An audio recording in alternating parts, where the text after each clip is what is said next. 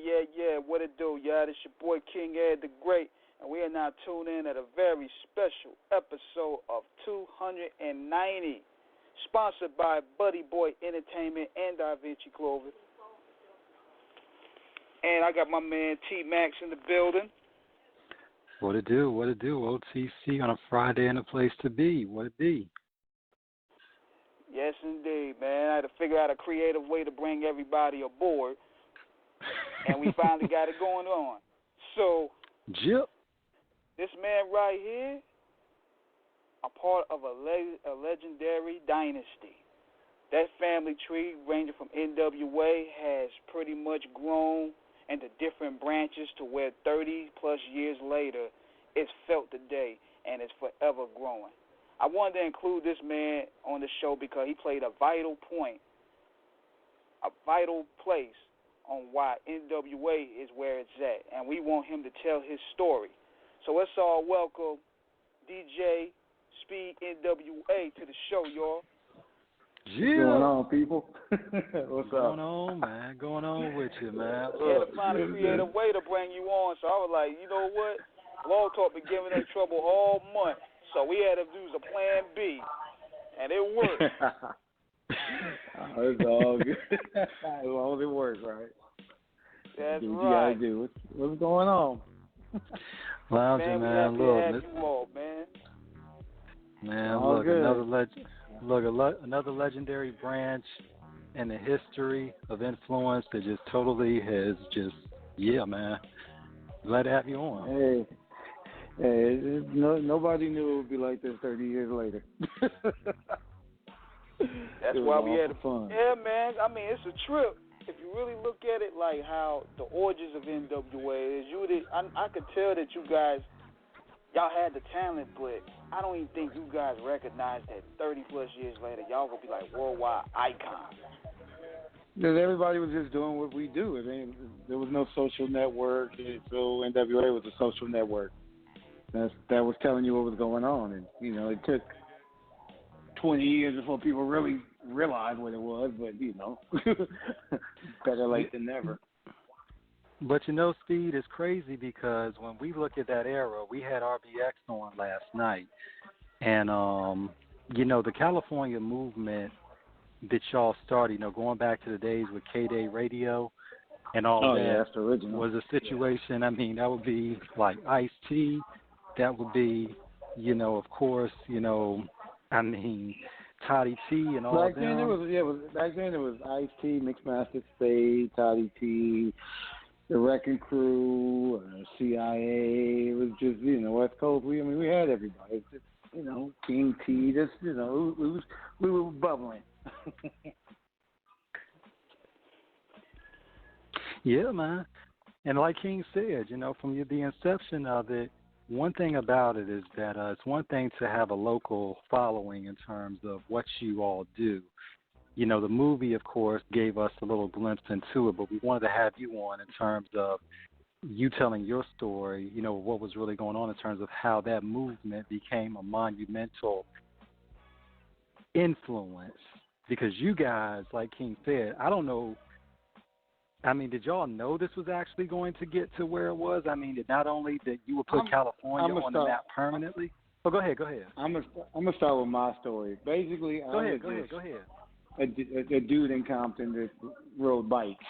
I just grew up at the right place at the right time. Dre lived 7 houses down from me. Eazy lived 2 blocks over. Ren lived 1 block over from him. I was just in the right area at the right time. I've been knowing Ren since elementary school. He just randomly one day said, "Hey, I'm gonna take you over here to meet Eric," because I knew who Eazy was, but I never met him. Everybody knew who he was. Right. But after that, it was just on, on and popping. But from the beginning, nobody ever thought, like, okay, 30 years later, it's going to be kind of like a permanent movement. Nobody ever, that was never once said by anybody. Everybody was just kind of doing what they did. Ren was a lyricist, Cube was a lyricist, Dre and Yella did beats, and Eric just, he was the finance man. Right.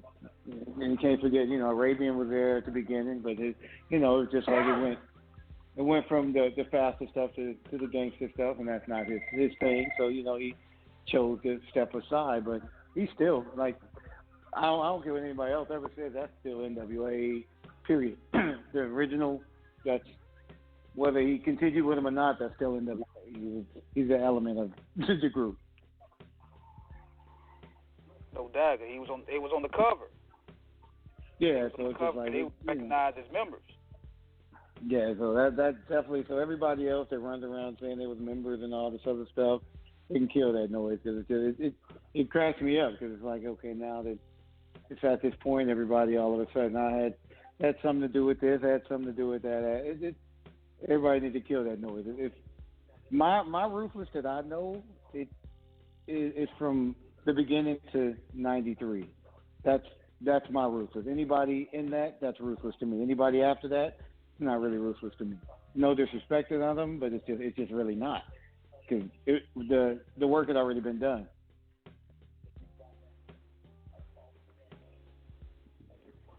For real, man.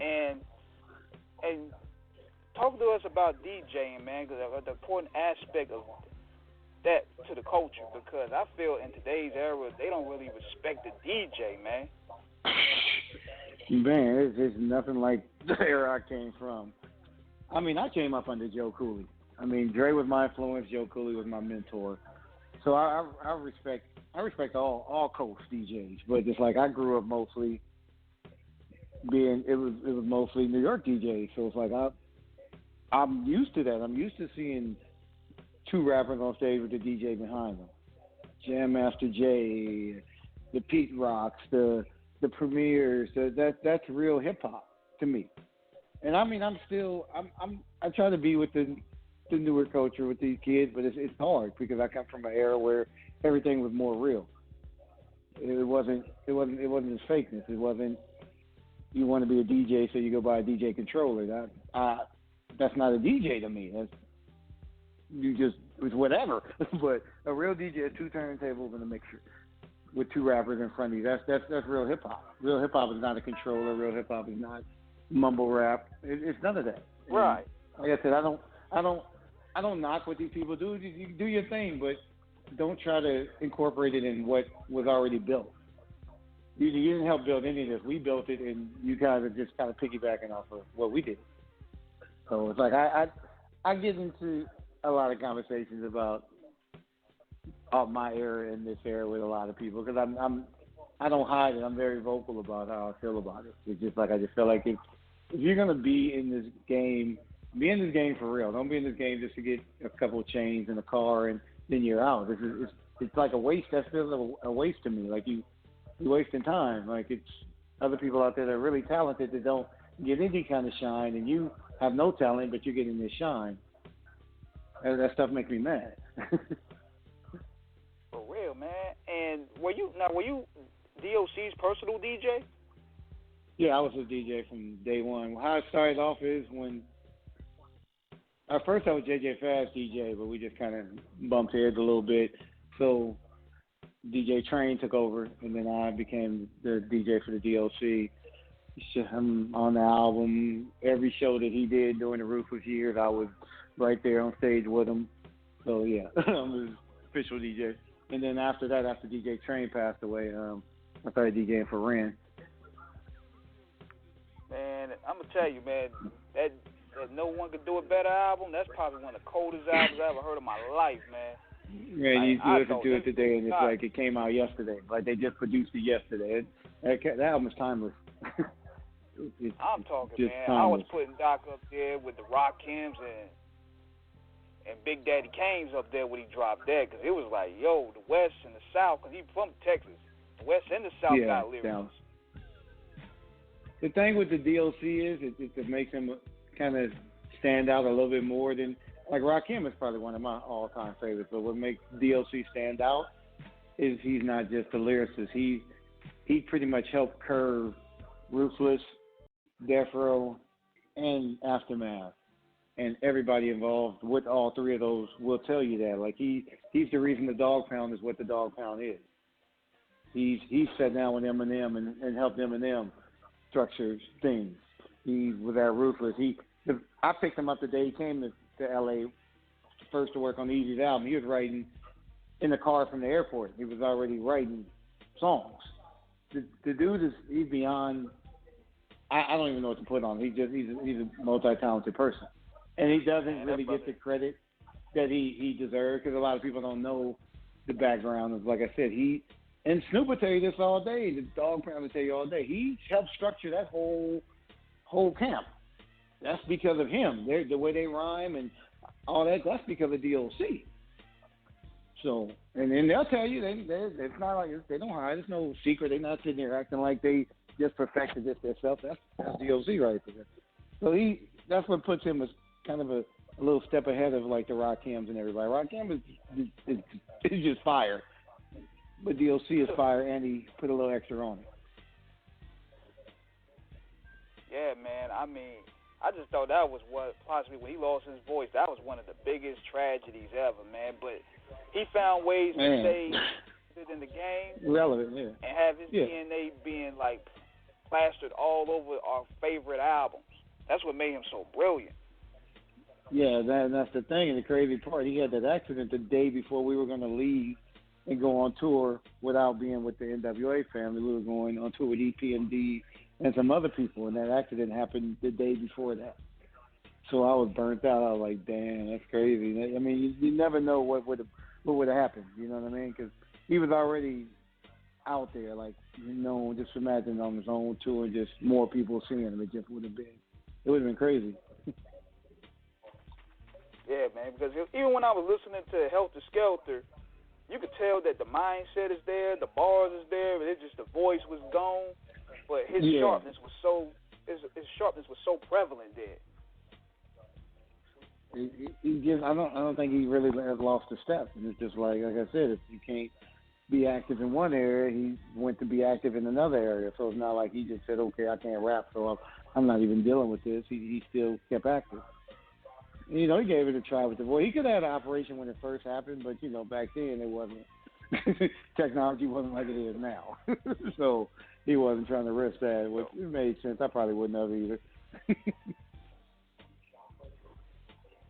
Now, not only NWA, they kicked down a lot of doors for, introducing what they would say the quote-unquote gangster sound, but y'all forever changed the game when y'all put out F the Police, man. Now, we hear, F the Police songs regularly here. Can you care to describe what the atmosphere was like when they dropped that for the youngest that's listening? Because I don't think they understand how serious it was. Yeah, like what you saw in the movie was kind of like it was. That's what happened, but not how it kind of played out in the movie. But that's what sparked the song. It was just we recorded in Torrance. Torrance probably still to this day they're really not too great with the black faces over there. You know what I mean? And even with some black faces on their staff, they're still the same way. Just like you said, black police showing out for the white cop. So they would just be over there like for no reason, always fucking with us. So it just one day it was just it sparked that movement. So you thank Torrance Police for that shit. But it was bad. It was to the point where I would go to the studio, I would get off the freeway and kind of take side streets where I wouldn't have to deal with them. It was one of those eras, and I don't know that city just they really weren't great with the blacks. I don't know why. Man, because and I mean, go ahead, T-Max. I said, and I mean, for what it was, because there had been, hip hop at its very core has always been an outlet for the brown and black people, but that record I think was so incendiary from a level of it was actually directly confronting the authority, and I think that's what made it so crazy. Like it was like, okay, fuck you, like you hear us say fuck you when you drive away, okay, but no, now we're saying fuck you to your face. Because it's at that point. So it's fuck you. And it's crazy being on tour because everywhere we went, it was like some places y'all were can't okay, perform other it. places. Yeah, some places were like, we don't want you doing this. And the biggest, and that was what they did it in the movie, but they didn't. It was like, okay, let me start over. At the beginning, before the movie was even at the production office, Q, we had a conversation. He was like, when we do this movie, you're going to see stuff that you know might have happened, but it might have happened a different way, or you might see things that happen, but they put together. So don't be alarmed. So that's kind of what they did with the Detroit scene, because that actually happened. What happened was we got there, the usual police come in the room, blah blah. This is what you can and can't do. We don't want you doing fuck the police. As usual, everybody like, okay, fine, whatever we want. For some reason that night, Cube, Ren, and Dre, when they walked out the dressing room, told each other, we're doing the song. They didn't tell Eric that, which wasn't a cool thing, but yeah, so they just did the regular show. When it got to that part, it came on, they did it. I was working the lights at that time. I clearly saw the Detroit police light off fireworks in an arena to invoke a fucking riot. And then from there, everything just went crazy. How you saw it in the movie, everybody got arrested in the paddy wagon. Didn't happen. Everybody kind of went their own way. I was in the van with Eazy, somebody else, and I don't know, the driver. We went around. I guess you can go through Canada, some crazy shit we did. We went around and came back in, met everybody up at the hotel. Then the police came there. They just gave everybody a ticket, and that was it. So they did all that shit, and nothing really happened. Hey, you know what? Over you the song. Guys, y'all also were like warriors for the culture, man, because today, with the heat that y'all getting back then, they'll have to issue an apology within seconds if y'all was going to offend the establishment these days. Yeah, it would have been the whole, you got to say sorry and blah, blah. But I can tell you this, and I can almost guarantee this. If that song happened now, same scenario, it wouldn't be any apology said. I can guarantee you that. Eric wouldn't have, if Eric was still with us and all that happened, I can guarantee you that. Like, 100% there would be no apologies made. I don't care who was on that tail end of it. It would be no apologies made. Because they just felt so strongly about that then. It might have felt stronger about it now. With how all this shit is even crazier. Back then it was crazy, and you could say something, but if you didn't see it, most of the time it didn't get believed. Like, okay, he beat me with a stick. You got footage of that? No. Okay, well, it probably didn't happen. Now everything you can't even walk out your fucking house and without being on camera somewhere. So it's a difference, but I know for a fact there would have been no apology if it happened now and it was the same scenario. It wouldn't have. It would have been like, fuck them still. Hey, T-Max, you there?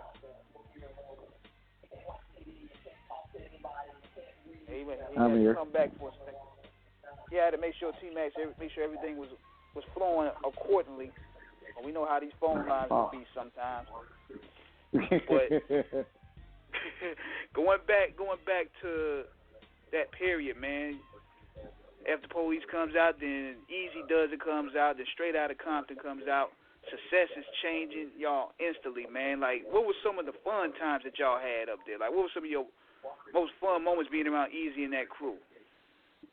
Well, I lived with Eazy from 88 to 2003, so I lived with him. So I seen the craziest shit. But as far as the group, I mean, there's a lot of shit I'll never discuss.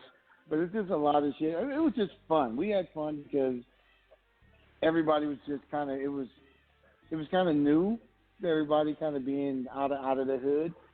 And we were with people like Ice-T, we were with people like Hammer and Too Short. So it's like we all clicked together, and it was just a really fun time. On the road, there was really never no bad times. You know, I mean, you around somebody a lot, of course you're going to have a little arguments, but it was never anything crazy, like how fools be nowadays. Like, okay, I'm out of the band. Like, for getting the first argument, I'm getting my own tour bus. It was never no shit like that. But, I mean, it was crazy, but it was fun. That whole, the funnest period was before NWA really blew up, because it was all groundwork. It was hop in the van. Let's drive to Oakland. Let's drive to Stockton. Let's drive to Sacramento. We hit this mom and pop store. We hit this store. We hit this mall. It was groundwork. It wasn't let me go post a picture on Instagram and it goes viral. It wasn't that. It was, we got to go rent a van and let's all hop in the van and we're going to do a show in Fresno. All right, we buy Fresno. We might as well just keep going. Let's go up north. Let's go to Frisco. Let's hit up some record stores there. So that's how NWA kind of really connected with everybody. We were in everybody's face. We were in Oakland. Shit, it was a period that I kind of knew Oakland like I know Compton. Like, I can take you around. I can give you a tour. That's how much we were in Oakland. Oh man, so you was all the way out in Alphabet Street, Mosswood. We was at they used to have that mall, but I think it's outdoor mall. That's what it's called, Outbound Mall or Outbound something. Yeah, we were always at the Slick Track right next to the stadium. We were always at that Slick Track. It was like across the street from the arena. It was a Slick Track. We were always there racing cars. What you had? Cypress Village, the Dubs, all that. We were just out there because when we met Too Short and Hammer, it's like they kind of opened up to us. So we were with Hammer out there a lot. We were with Too Short a lot. It was just Oakland and there was a lot of record stores out there. So we would hit up the store. They would take vinyl, sell them vinyl, CDs or whatever, and that was just that period. And that's what I'm still like into that now. I'm more into being in someone's face than being behind the internet. Like I respect you more if I'm in your face, we're having a conversation, than you hollering at me on Instagram and you want me to put the conversation out there for the whole world. It's not, I don't know. Times have changed. But Speed, that's always the funniest part of it because we're all older. Me and King, our co-host Sandman and Lady Chinchilla. So we're from that generation where the legwork was important in terms of actually, which is, because like you said, actually barnstorming, as we say, the Chitlin circuit, just going up and down, and what you're doing is you're actually interacting directly, with the people. And a lot of the newer artists today don't understand that hustle in terms of, this was before everything went viral, where you could rely on the internet or social media. You really had to be out there, like, going up and down and just making those moves, making those personal connections. That's what kind of tricked me out about this generation. Now, I understand, you got the tool to use it, but it's like, it's still like, all these numbers, I mean, even, I'm on Instagram a lot. I like Instagram. It's just kind of whatever. But it's like all these numbers and everything on there, I don't really buy into them. Like, you know what I mean? It's like, you could say you have 10 million followers. Okay, if you really have 10 million followers, that means you could drop an album tomorrow and at least 1 million people are going to go buy it. But if you drop an album tomorrow and 500 people pick up your album, it's something wrong with that. You know what I mean? And I see that a lot. Like, how you gonna have this many followers, but you drop some and it doesn't do shit? Like, and it's crazy, Speed, because this is something we talk about on the show constantly about how it's important, no matter what generation you're from, where you really have to have that real following, because a lot of times, a lot of people will look at those followers on social media and think that translates into real numbers, where a lot of times that's the problem right there. Yeah, and also too, then we find out the other tricks about how some of these artists out here are buying accounts, buying fans just to get their numbers up. But they think that but it's like that type of artificial popularity cannot buy authentic support. And I think a lot of these artists here don't understand it. Right. That's the problem. But the problem is, and I had this conversation with somebody yesterday, is basically, if you're a new artist nowadays, and most new artists, for some strange reason, want to be on a major label, that already tells me your headspace is in orbit. Because this is 2020, you don't have to be on no major label for shit. Unless you're just too lazy to get your ass up and go promote your own shit. Then if that's the case, then yeah, all right, go holler at that. You know what I mean? But when you deal with these major labels, they don't tell you anything except for what they want you to know. So when they approach these artists, most of these artists have no business knowledge whatsoever. They don't know the inside. They just know what they see on the outside. So when they approach them, they're like, hey, we'll give you this amount for your publishing. You as a new artist that don't know anything, and you're probably coming from, not having a lot of money, the first thing you do is like, oh, hell yeah. You're not knowing that your publishing is what makes you money. Like, I would give up everything else before I give up my publishing, because I'm seeing MC Hammer commercials still to this day, and guess who's getting a check? When I hear Ice Ice Baby in a fucking commercial, I guess who's getting a fucking check. Right.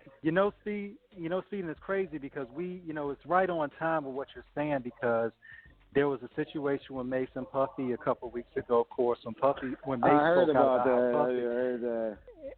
And then there was another article where Khalees was talking about her situation with the Neptunes and how she was stiffed on her business. And once again, and correct me, if I get it, fucked up in any way about what, the definitions are in terms of royalties, in terms of your publishing and your record royalties. People got to understand this. Your record royalties is what you get when you actually sell your albums. Your publishing is your intellectual property. That's when it's played on the radio, when it's played in movies, commercials, and any store. That's pretty much your mechanical shit. Yeah, that's what all that is. Right. So and if you go ahead. Oh no, I was going to say with the whole Mace Puffy situation, I can see how that situation played out because some people get larger than life in a blink of an eye. And once you get larger than life, you're basically looking at. I can reference Star Wars. That's my favorite ship. But you basically once you get to that point, you're hyperspace. So you went forward. So you went forward. You keep going forward. You're not even looking back. So not looking back, that means the people that are behind you can do whatever they can do because you're not worrying about what's going on behind you. You only worried about what's in front of you. So you worried about you getting your show money, you getting all this other. You don't know that you got mad checks sitting behind you. But guess what? You didn't pay attention to it, so the label can quietly say, okay, well, he don't really know. Shove that into their account. We keep track of it in our own way. About the business, and you got to chop it up about the business, and this correlate with the next question. Now, when you start seeing Jerry Heller coming around NWA, do you sense things starting to change for the worse? Let me start off by saying first, I don't really slam the dude because he passed away. I kind of let everything go. But as far as with him, I didn't pay attention to him at all, from the beginning, because it didn't benefit me. I didn't really care. But then when it started getting to the point where it's and any member would tell you this, if you ever have a conversation with him, they'll tell you this exact same thing. I was one of the closest people to Eazy for a long period of time. A long period. That's why I lived with him. I knew everything. Jerry took offense to that because I could do anything I want. Not like I was just out saying, okay, I can do what I want, fuck you. It was never like that, but it was just like if I'm out, I could be at the guitar center. I'm looking at DJ stuff. I'm talking to Eric. Oh, hey, see if they got a so-and-so keyboard or blah, blah. They do pick it up and just send the bill to Jerry, the Ruthless. Okay, fine. I would do things like that. It made Jerry mad because he never wanted to take care of shit. He wanted, if it was something done, it was because he did it. That was his whole format. So anything with me, he had a problem with it. That's why when I started kind of just doing my own shit and I'm still going, he took offense to that. So that's why he started trying to slander my name. And, he was Eric's fucking roadie or whatever, groupie, and he took his stuff to the laundry. Bro, you know how many times I went to the cleaners? If I'm taking Eric's stuff to the cleaners and I can put mine in there, I'm at the cleaners. I don't give a fuck. Really? I'm not a cleaner boy. We live in the same fucking house.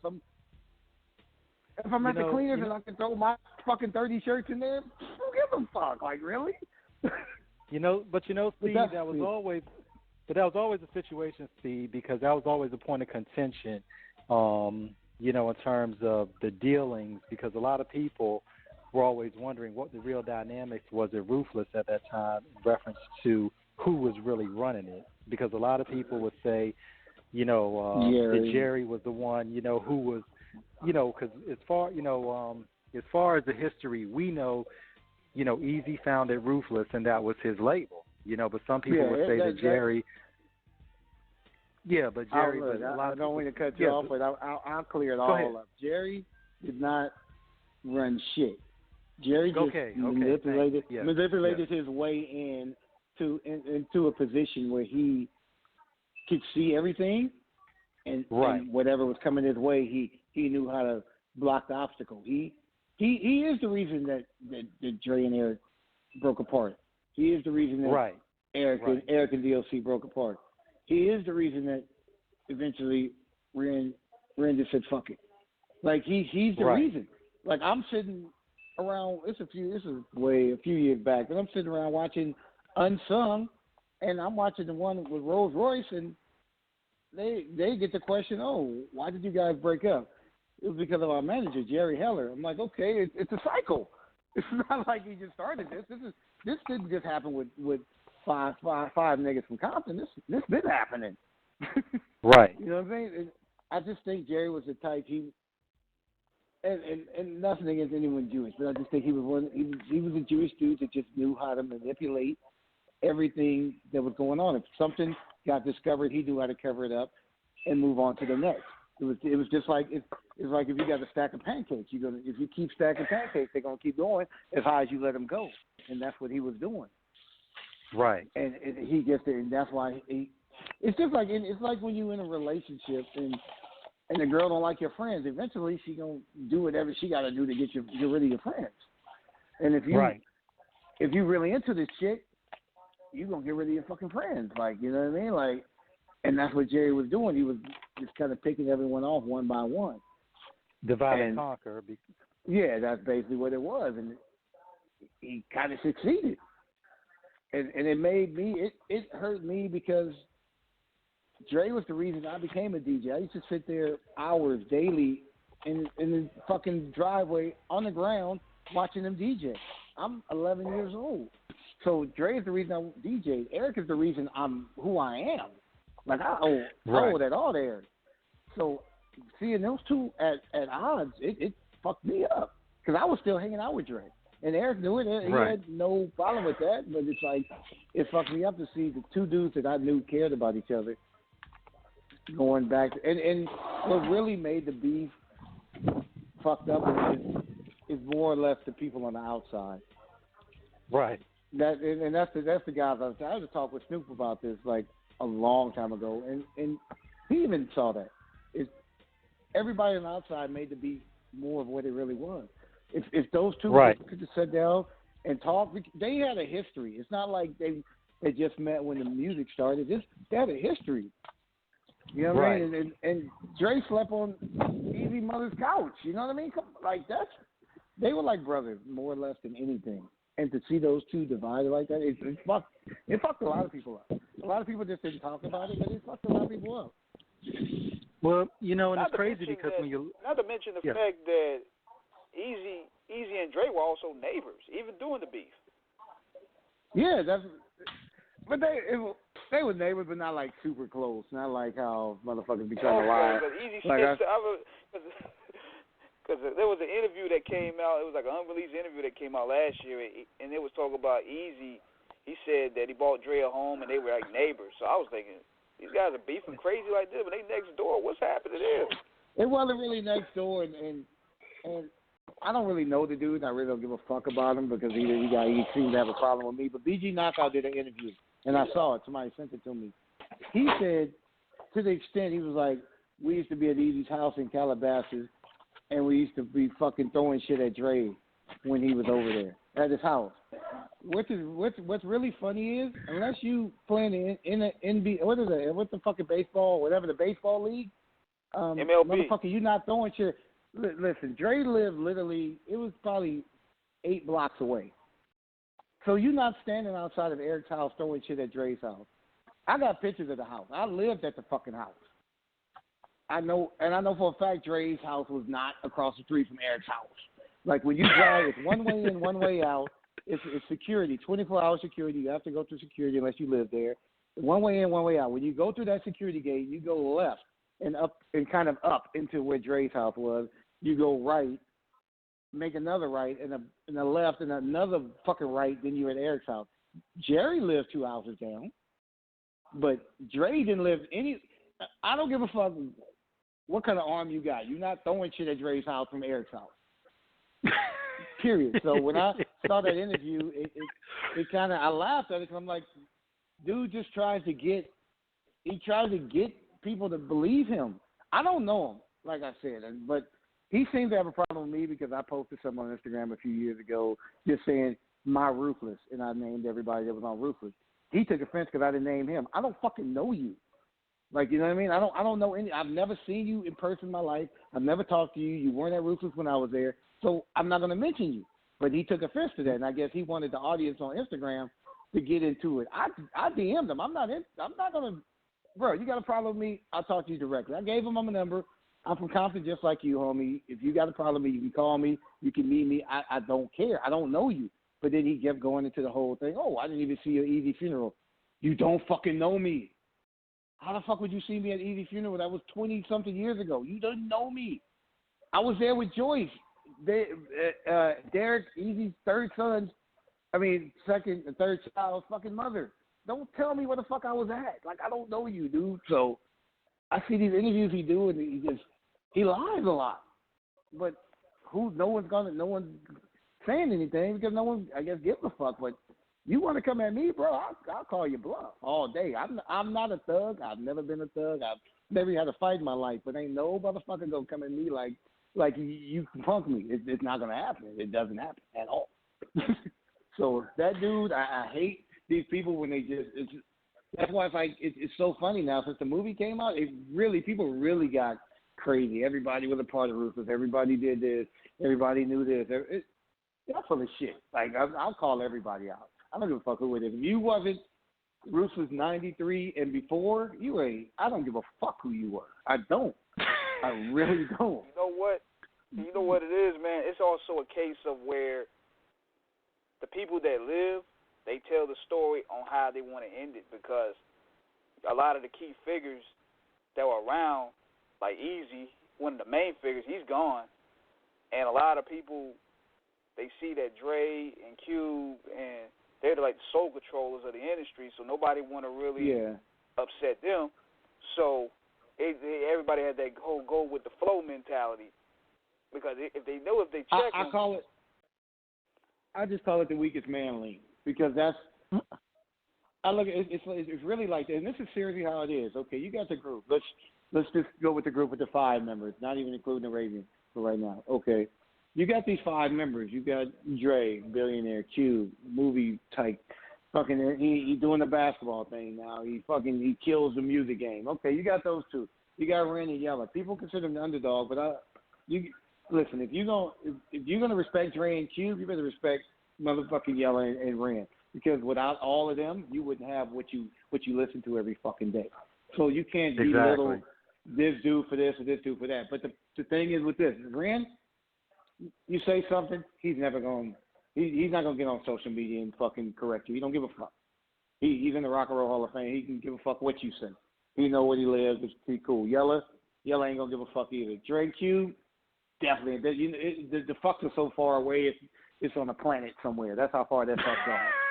So people say shit, and so it's like, okay, this is an example. This is who does this shit. Tomica Woods. She don't deserve the right last name, so I don't give a fuck. She's Tomica Woods to me. She's ran through everybody she can run through too. She's burned every bridge that she's crossed. I was the last bridge she had. I had a meeting with her. I didn't want to because I don't like her. I've never liked her since even when I was still around here. Eric, I didn't like her. She's always been pretty much a bitch. But we had an opportunity to do. I don't know if you guys in New York, right? No, I'm in Virginia, and I'm in Virginia. Okay, close by again. But no, Eric Sherman has a company called Def Rugs. They reached out to my boy. My boy helped me with a bunch of my business shit. They was like, oh, we want to make a rug for the NWA just for each member individually. All right, let's do it. And they were like, we'll do it. We'll make you one if you can just get a photo. All right, no problem. I don't give a fuck. The movie was going on. I've seen everybody every day. Got the photos. Kind of blew up. I guess people started hitting them up. They wanted to buy the rugs, and they had a gang of pre-orders for something they wasn't even going to make. So they kept hitting me up. They wanted me to talk to Tomica just where they can try to get this logo thing. I stood off for a while because I don't like her. I don't want to be face to face with her. But then they started talking. Okay, we'll give you 10% of the gross, blah blah. And I'm like, okay, I like her now. Like, you know what I mean? I'll talk to her. So we went out there, had a meeting with her. She pretty much blew off the whole shit. One of the reasons was, okay, Eric Sherman did this song So Sweet with the Eazy vocals. He bought vocals from Ruthless. So he did the song. So then he did a remix or something. and he used the same thing. She got mad at that, thinking she's supposed to get paid for both.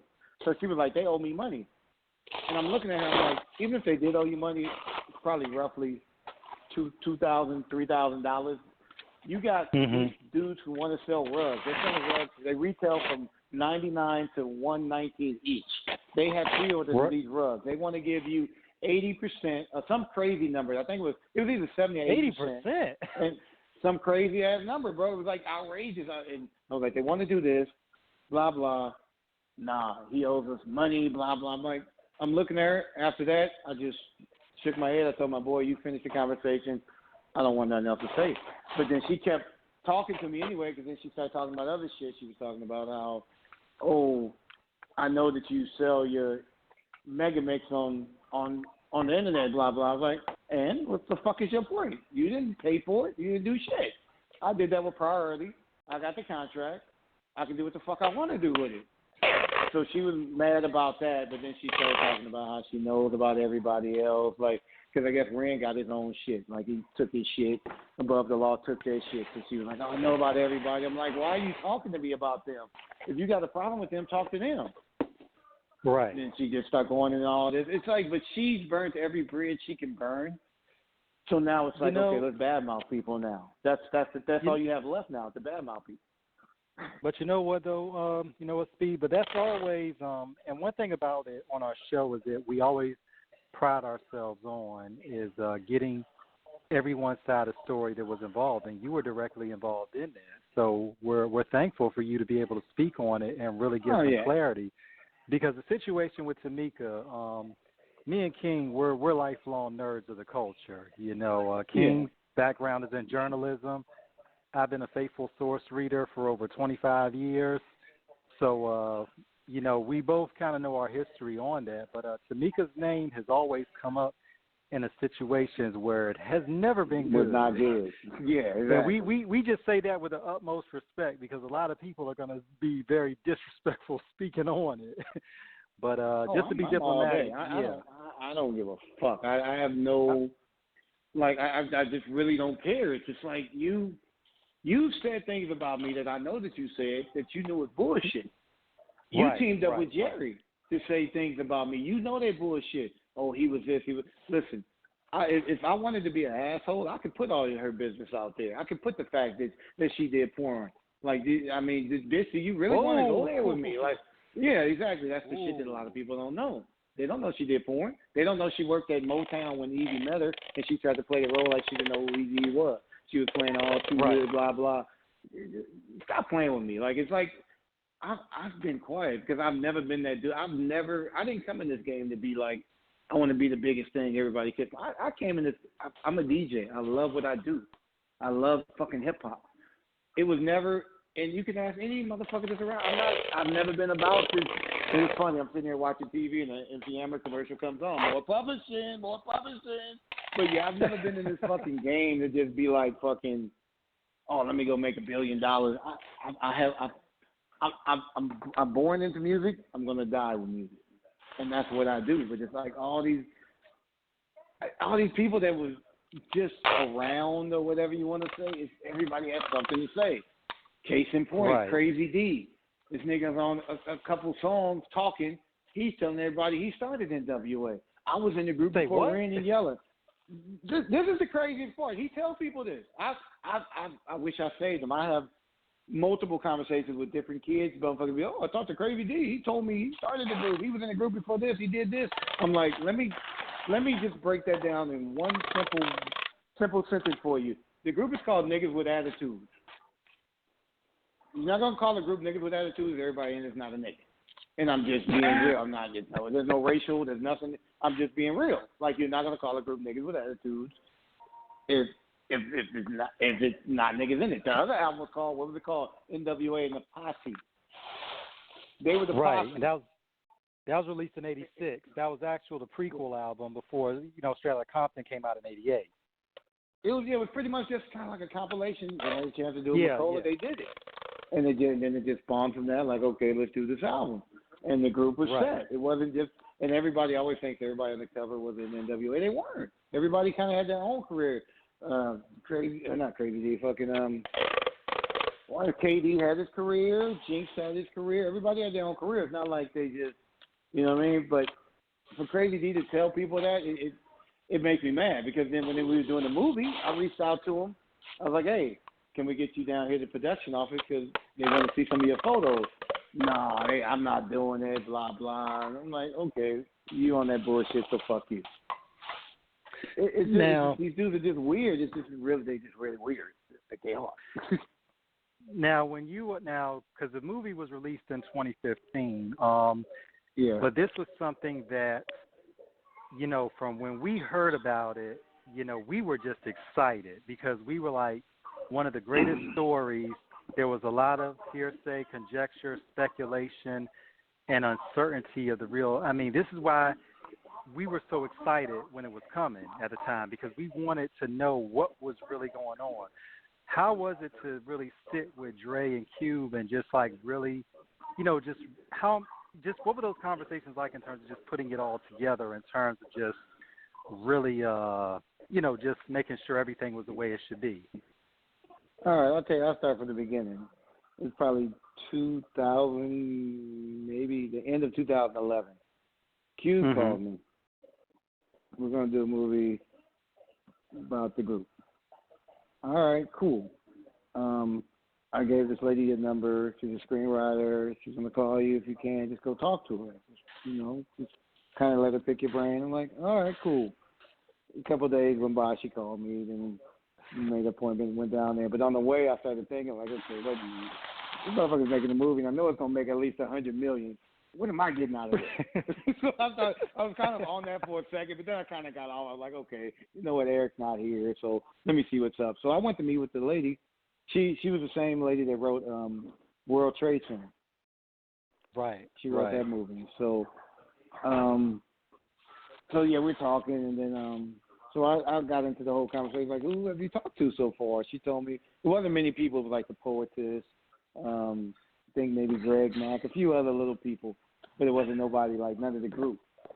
I asked her if she talked to Dre. She was like, no, we reached out to him twice, and he gave us his blessing, but he doesn't want to be involved in it. And I told her straight out to her face, if Dre's not involved in this movie, whatever you're getting paid, make sure you get your money up front, because it's not going to be a movie. Because Dre is the root of where you only have one half of where it started. So one half is already gone. So without the other half, it's not a movie. Exactly. She just kind of laughed, but then we talked for like maybe 4 hours, honestly. But I didn't tell her a lot, because like I said, I didn't still know what was going on. So then down the line, it started really coming together. And then the second that they put Gary on, that's when Dre came in. But what people don't really know about that movie, I don't give a fuck what anybody ever says. What people don't know, Universal put out that movie, but I'm going to tell you right now, Dre ran that fucking movie. That was Dre's movie. Dre could do anything you fucking wanted. I don't give a fuck. I believe it. The owner of Universal was there. But one hit quitters everywhere. He ran that movie. Yeah. But yeah, Dre, just because every day he was on the set, he was attentive to everything. He took care. Like, Dre ran that. Dre really directed that fucking movie. Low key. But it was just. I believe it. Yeah, so the movie. But it was never. That's what kind of did make me a little mad. It was never like a sit down with everybody to kind of let's do this. It was kind of more or less. I think the movie kind of started because Tomica wanted to do something about Eric, and she went to Lionsgate or whatever, and they said, we'll do it if you get everybody else involved. And I think that's when she approached Q. And I think that's when they might have approached Dre, but Dre doesn't like Tomica, like, period. So they weren't even in the same space together. Like, even at the rap party, Dre was on the other side of the house. But yeah, it was never, that's what kind of made me kind of like, just, I'm not mad, but just kind of sad that it was never like, okay, let's everybody sit down and let's talk about how we want to do this.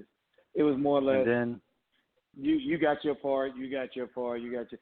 Only time that everybody was kind of together, and it was, with the exception of Q, was when we were at the production office one day, and Dre was there with Gary and everybody, and then Ren and Yella were there. and me, Randy Yellow, was just talking about some Eazy stories, and Dre heard us. He came out the meeting and started getting in the story. So it's just like, that was like I think the biggest group that they had of even anything about the movie. But it would have made me kind of feel better if they would have all kind of came together okay, this is how we're going to do it. Because I told Ren, I kept telling Ren, like, look, bro, it's not, and it wasn't, and for the record, it wasn't Dre and Dre and Cube that had anything to do with Eric's part or anything to do with Ren being left out on the poster. But I told Ren, I was like, Universal is kind of downplay you. Be on top of that. He kind of wasn't, and that's when that poster came out, is when it snapped, and that's when he made that fucking, look, fuck Universal. And that showed him how much power he had. I told him how much power he had. I was at the production office every day talking to those dudes. They gave me power. So if they gave me power, what the fuck would they gave him? Without MC Ren, any parts of the movie, if Ren was talking negative about that movie, they wouldn't have wanted to do it. And I told him that. But then when that poster came out, that woke his ass up. Like, boom, okay, fuck this shit. You're not going to leave my name out the poster. I'm a part of this shit. So that changed a lot. But because Ren. Yeah, no, go ahead. Ren was a heavy. Ren played a heavy role into this, man. Like, especially with the writing. Ren played one of the heaviest, bro. One of the heaviest. People don't get it. They don't. Like the thing is, what people hear, they go by. So if they're hearing a bunch of bullshit, they kind of believe it. So every time I have conversations with people, they're like, "Oh, well, didn't Ice Cube write all the rhymes? Can you read, motherfucker? Go to Wikipedia. It tells you who wrote the rhyme. And you're going to see Elvis Patterson on a lot of motherfucking songs. You're going to see that Elvis Patterson on a lot. Yeah. But one thing about it, when people forget that Ren, like, especially when he did his solo stuff, Kiss My Black Ass, Ruthless for Life, the villain. I mean, this dude was like, Ren is one of the all-time greats. And, that was one of the criticisms of the movie as to why Ren's part was not really, why he was not more prominent in terms of what he brought to the game. Because they just wanted to kind of downplay it. And like I said, when I say they, I mean the Universal, not Dre and Cube. These are Cube's exact words to me. I don't know what took place after I left, so I don't want to have anything to do with that. That's why he called me. He was like, I'm not going to speak on Eric whatsoever. And Dre said the same shit. So it makes me mad when I hear people like, oh, it's fucked up how Dre did fucking Eazy's part. That was fucking Tomica. You know how many hours I spent with Universal telling them all the Eric stuff? Because they didn't want to deal with a lot of people, which made me mad too. Because I could have called in Big Ron, who was security. I could have called in Baby Mama. It's like, who really could tell you shit. They didn't want to. They tried to keep this little box, and it frustrated me because there was so many people that I felt was left out. I wanted JJ Fad to be a part of that. I wanted Arabian Prince to be a part of that. I wanted Above the Law to be a bigger part. Should have been a part I wanted Train. That's my thing. It's like it doesn't hurt to throw in. It made me mad. What really did make me mad about the movie, the only thing really is when because I had speaking parts in there. I had a character. He was in there. Nobody knows it because they didn't know who the fuck it was, but he was in 5 scenes. But before that, my character had a speaking part. They took that shit out when they threw Tupac in there. There was no reason to throw Tupac in there, to me. I don't know where the fuck that came from. I understand it kind of led to, but there was no reason to throw Tupac in there. I would have rather seen throw the Ruthless tour in there. Let's see JJ Fad. Even if it's a glimpse. That these are the people that built this shit. But to throw Tupac in there, I didn't like that. That was like, to me, that was like, nah. And that's not the downplay. Right, and that's not the downplay. Oh yeah, it's not. Oh yeah, no, I get what you're saying. He's connected to it. That's the thing, though. He's connected to it, right? Because our road manager was his manager, Adrian Gregory. That was his manager to his death. So he's connected to us, but he's never hung around us. And when you see those pictures on the internet with Eazy and Tupac in the picture, that's not real because they never connected like that.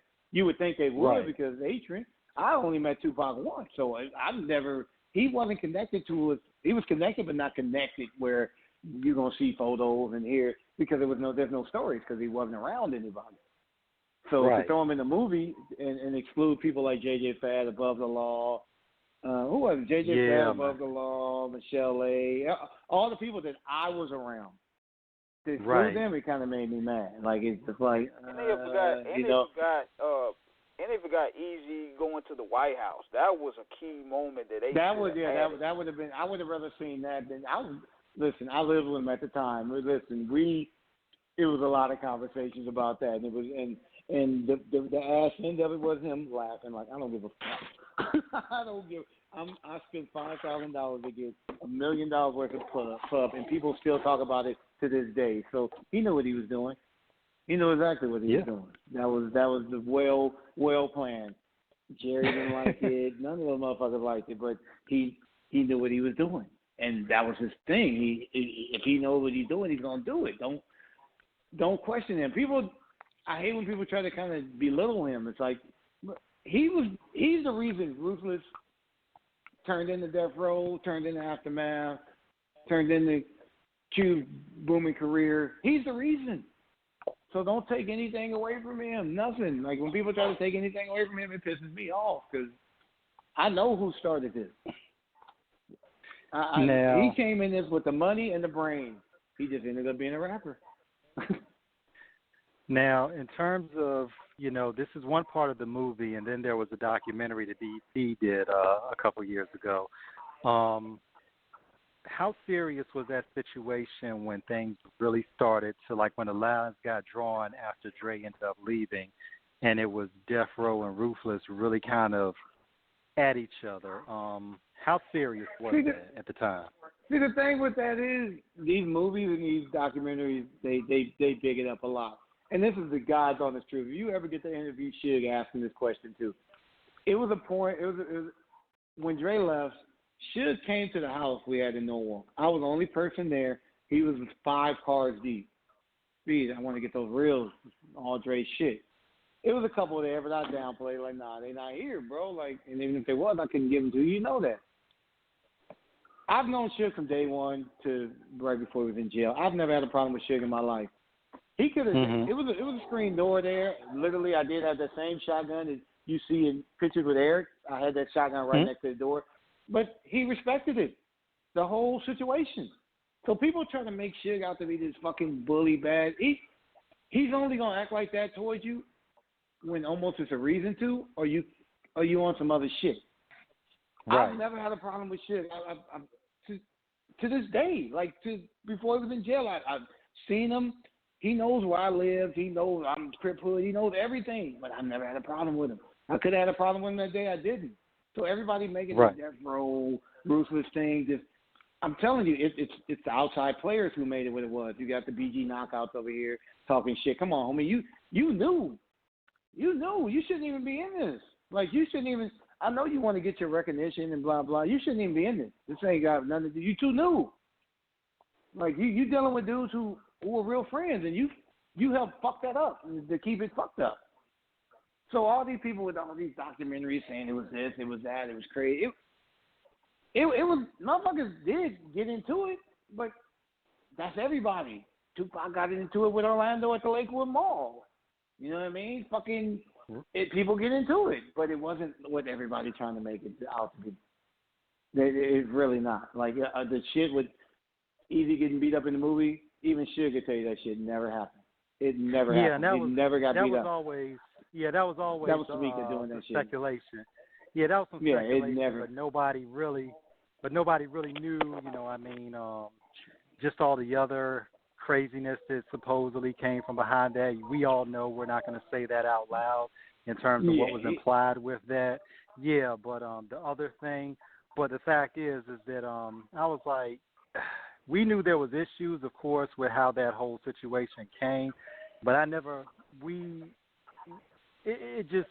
that's why we're glad to have you here, so you can clear all of that up, because you on the front line. I mean, I'm that dude. Everything I tell you is real. Somebody wants to dispute it, they can dispute it all day. I have no problem with that. But for anybody to really question me, the person that lived with Eric Wright for all of those years, I lived in every house. I drove every car. So no one can question my shit. It's just funny when people do, but when I see these documentaries, I see this other shit, they just get it wrong. They get a lot of shit wrong, and it kind of makes me mad. But there's not really anything I can do about it, but it gets me mad when they get it wrong. Like, if you don't know, and this is the funny part. Like when they first started doing the movie, I wasn't at the production office. They didn't even, outside of the screenwriter that I talked to and a couple other people, they didn't even know me. So they had Yella down there every day. They're talking to him about the movie, blah blah. But I guess every time they would ask him stuff, almost every other question, my name came up. So I guess they got curious. Who was the Speed dude? So he called me from the production office. Hey, I'm at the production office, blah, blah. I'm going to give these people your number. They want to call you and ask you a question. I'm like, all right, whatever. So they called me. They're like, oh, yeah, we're talking to Yella, but your name keeps coming up. Is there any way we can get you down here to talk to you? I was like, all right, I went down there. So I started telling them everything I have and who I am, blah, blah. They lost their fucking mind because I still got photos. I still got all the tour passes. I got my tour jacket. I got everything. I got the Niggas for Life demos. I got unreleased fucking songs. Wow. I got the unreleased version of Just Don't Bite It, the first version that Herbie Hancock wouldn't clear. I got that. I got the song Bridget. Herbie Hancock? DOC got the Watermelon Man. He wouldn't clear it. So they had to go back and they did the song over. They replayed everything. But I got the original version of Just Don't Bite It. I have the song. DOC has a song called Bridget. I have that song. I have two songs that I did with Ren, like maybe 4 or 5 years ago that never come out yet. I'm still trying to beg him to let me put one out. Hopefully I can because it's dope as fuck. But then I have the Niggas for Life demos. So it's you can't really question. You got versions of songs I don't think YouTube even could put up. Oh, they can't. I think you might be able to find that Bridget on there, but I don't think you're gonna find the Just Don't Bite It because that shit is crazy. It's the same lyrics, but the beat is just it's dope. It's dope as fuck. It's crazy. And it's fucking So it's just like. So it's just like people they're just weird. All these documentaries and shit, they don't really tell the whole story.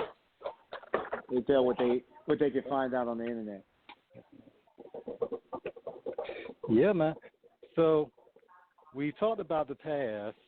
So let's go to the present and future in terms of, how do you feel about the West Coast right now in terms of a lot of artists, from the Bay to L.A. doing their thing, down to SD like Mitchie Slick, Kamaya, Roddy Ricch, Cam and China, A.D., B.G. Perico, the whole new generation, among others.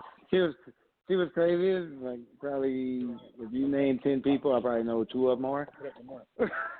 I mean, I'm cool with YG. Like, I like his shit. At first, I didn't really like the whole Compton thing because I just feel like that's a disrespect to Compton, no matter what color you from. But I got over it. I'm not really a fan of Roddy Ricch, but he's from the city, so I gotta show love. You know what I mean? If you're from my city, like, you're gonna get love. Like, as long as you officially really from my city, as long as you're not Gorilla Black. Like, as long as you're really from the city, I show you love.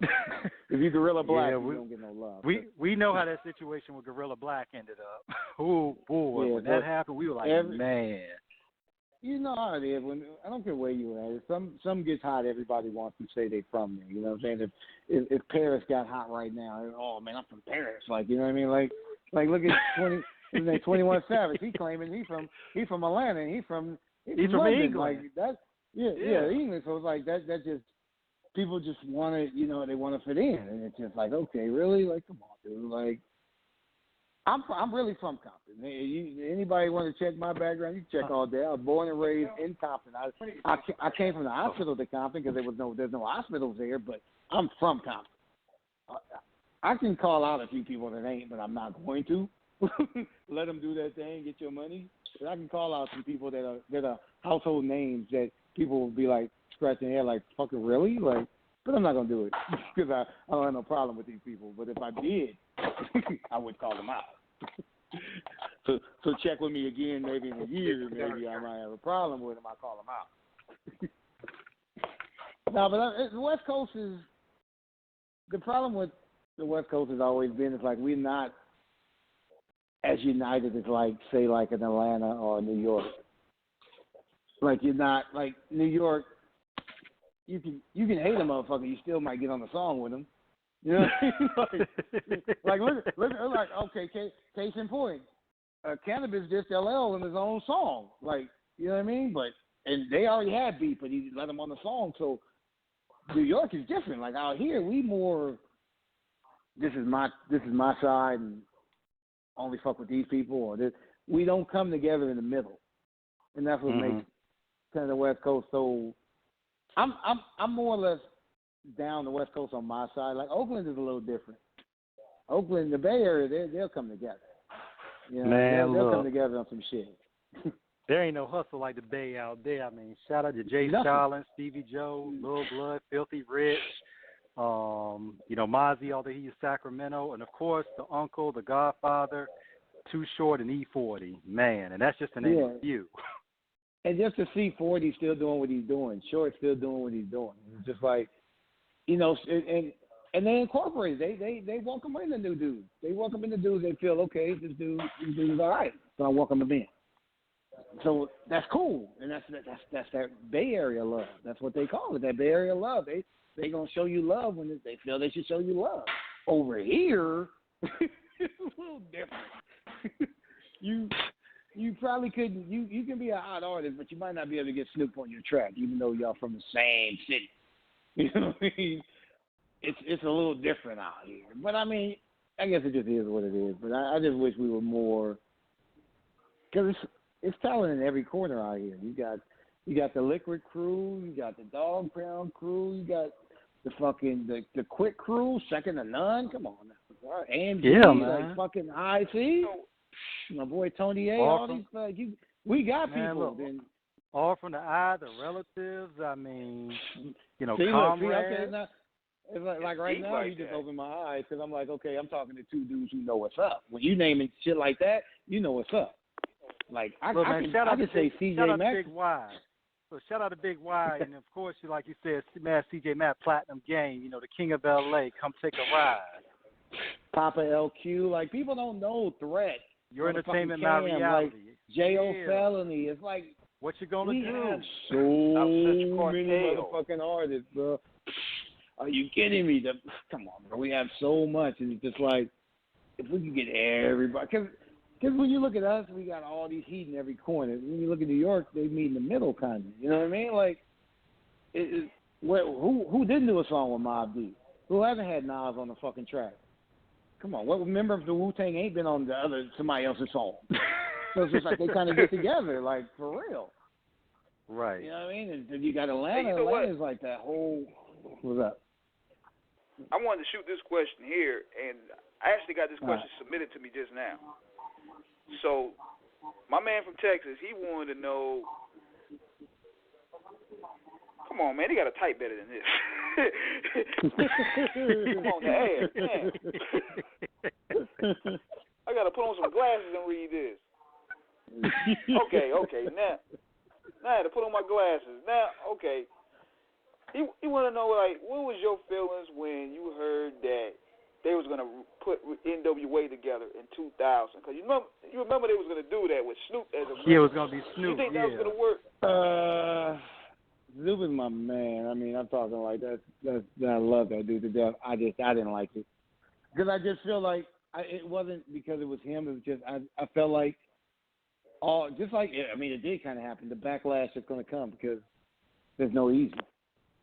Right. And even you had some people like, oh, put Lil E in there, or then some people were cool with Snoop, but then other people were like, no, fuck that. I just felt like this. You guys are strong enough to do whatever you need to do and show love to Eric without adding elements to it. Do you really? Who's going to say, oh, you know what?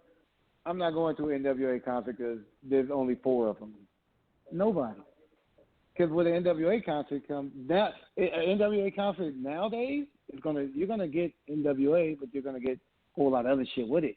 You're gonna get the tree. You're gonna have Snoop come out. He's not a part of the group, but he's gonna come out. That's for damn sure. You might have Eminem come out. You're gonna have these elements that come out, but as NWA as a whole, you can do it. It can be done. You could. For me, I wanted to just see those dudes just do one last run, give these dudes who didn't get to see it a chance to see it, and then do what you do. They did a few shows, but Dre didn't go. But it turned out good. But I wanted to see everybody. Just if anything for Eric, like fuck, do it for E. Yeah, yeah, yeah. Because I still remember that back in 1995 when we heard that news, about, it wasn't even like HIV. It's like he had full blown AIDS. So it's like by the time he died, it's like we're just all fucked up, dude. We was like, and we all young shorties back then. So we're like this, it was. And this is something I wanted to ask you too, Speed. We want to ask you because the movie hinted at this.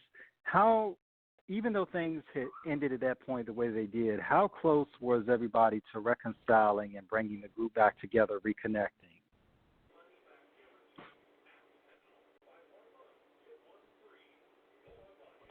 Oh, it done hung up. I'm about to bring her back on. Okay. I'm about to bring her back on. Tomica Wright might be doing this.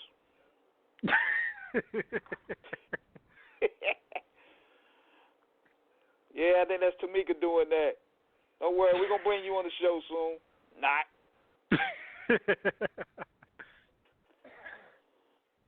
Hold on, I'm about to bring him back on. I'm going to try to bring him back on. Okay.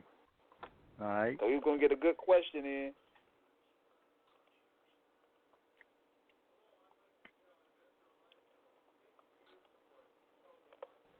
We're going to try to bring him back on now. All right. Hello. Yeah. Yeah, we back. I think we was getting real deep. And all of a sudden, I was like, yo, that must be a Tomica move right there. No, I think I tested the earbud and it might have turned off. I'm not sure though. Yeah. That's something Tomica might do. You never know with her. She's a funny one. She's definitely funny. But not, as far as the group thing, I wasn't really a fan of it, and it had nothing to do with like not being down with Snoop. And I just felt like it's gonna cause so much bullshit like with people because people always have something to say for no reason. Right. So that just would have gave them a big reason to say shit. Oh, and every time it has something to do with Eric not being there, they always bring up Little E, and that kind of makes me mad too because that's his father, but damn, you don't have to try to shove him in everything like they do Old Dirty Bastard son. Like you just kind of let things, whatever happens, let it happen. You know what I'm saying? They wanted him for the movie. He wasn't a fit. Right. Like he looked like his father, but you got somebody that's an actor that's doing it. That's what you want. And who the fuck wants to play their father and then play as their father dying? Like I couldn't even watch that scene. I still can't watch that scene. I haven't watched that scene since the movie came out. And in 1995 when we heard about that, and Eazy was full blown, because it was just we knew he was reported he had it and he was gone. But in the movie they had hinted that there was going to be a reconciliation and reconnection. From your all that really happened. It was really he really ran in the Cube in New York and they really talked about it, blah blah, and it was really something that they wanted to get the wheel spinning on. They were going to actually put some shit together, which would have been dope as fuck. Yes. That shit would have been really dope. Yeah, man, because you figure that 1995 era, especially with all the West Coast stuff that had come out, even from going back a couple of years, of Compton's Most Wanted, Music to Drive By, Camp, Never Again, Ice Cube from 91 dropped Death Certificate, Predator, and Lethal Injection 3 years in a row. You're talking about DJ Quick Space and Sound in 1995. The West Coast is strong, man. MCA dropped Become Strapped in 1994. Yeah, the Death Row Machine, of course. Dude, y'all, there was momentum. That's what I'm saying. So that would have been, that shit would have just, because, you had Cube at his peak. You had Dre at his peak. Not really peak, but they were just at the point where they were popping. So it's like for them to come back, say, okay, let's get together and do this. It would have been magical. And I think if Eric wouldn't have passed, it would have happened. But even with Eric's passing, it's just that should have been suspect from day one, and it's going to remain suspect till somebody puts out. I was the first person that I know that I said directly to Tomica's face, I think you're the reason he's dead. And I to this day I won't take that back. I knew Eric. I knew Eric like I know myself. Like I know Eric. I knew the chicks he fucked. I knew how many times he was fucking bitches. I knew, yeah, he was one of those dudes who liked fucking bitches, but he was also one of those dudes who wore condoms. And then his friend, a homie Mark, big man, him and Erica had a test 6 months prior to that, and they were both negative. So how do you get full blown AIDS in 6 months? No, something happened. Something happened between that studio visit and that test. Like something happened, and I'm always gonna believe that. I don't for 1 second believe that he slept with some chick, and she gave him AIDS, because this is why it's non-believable. He slept with so many girls. Not one to this day has come out and said anything. And then on top of that, Tomica was pregnant at the time.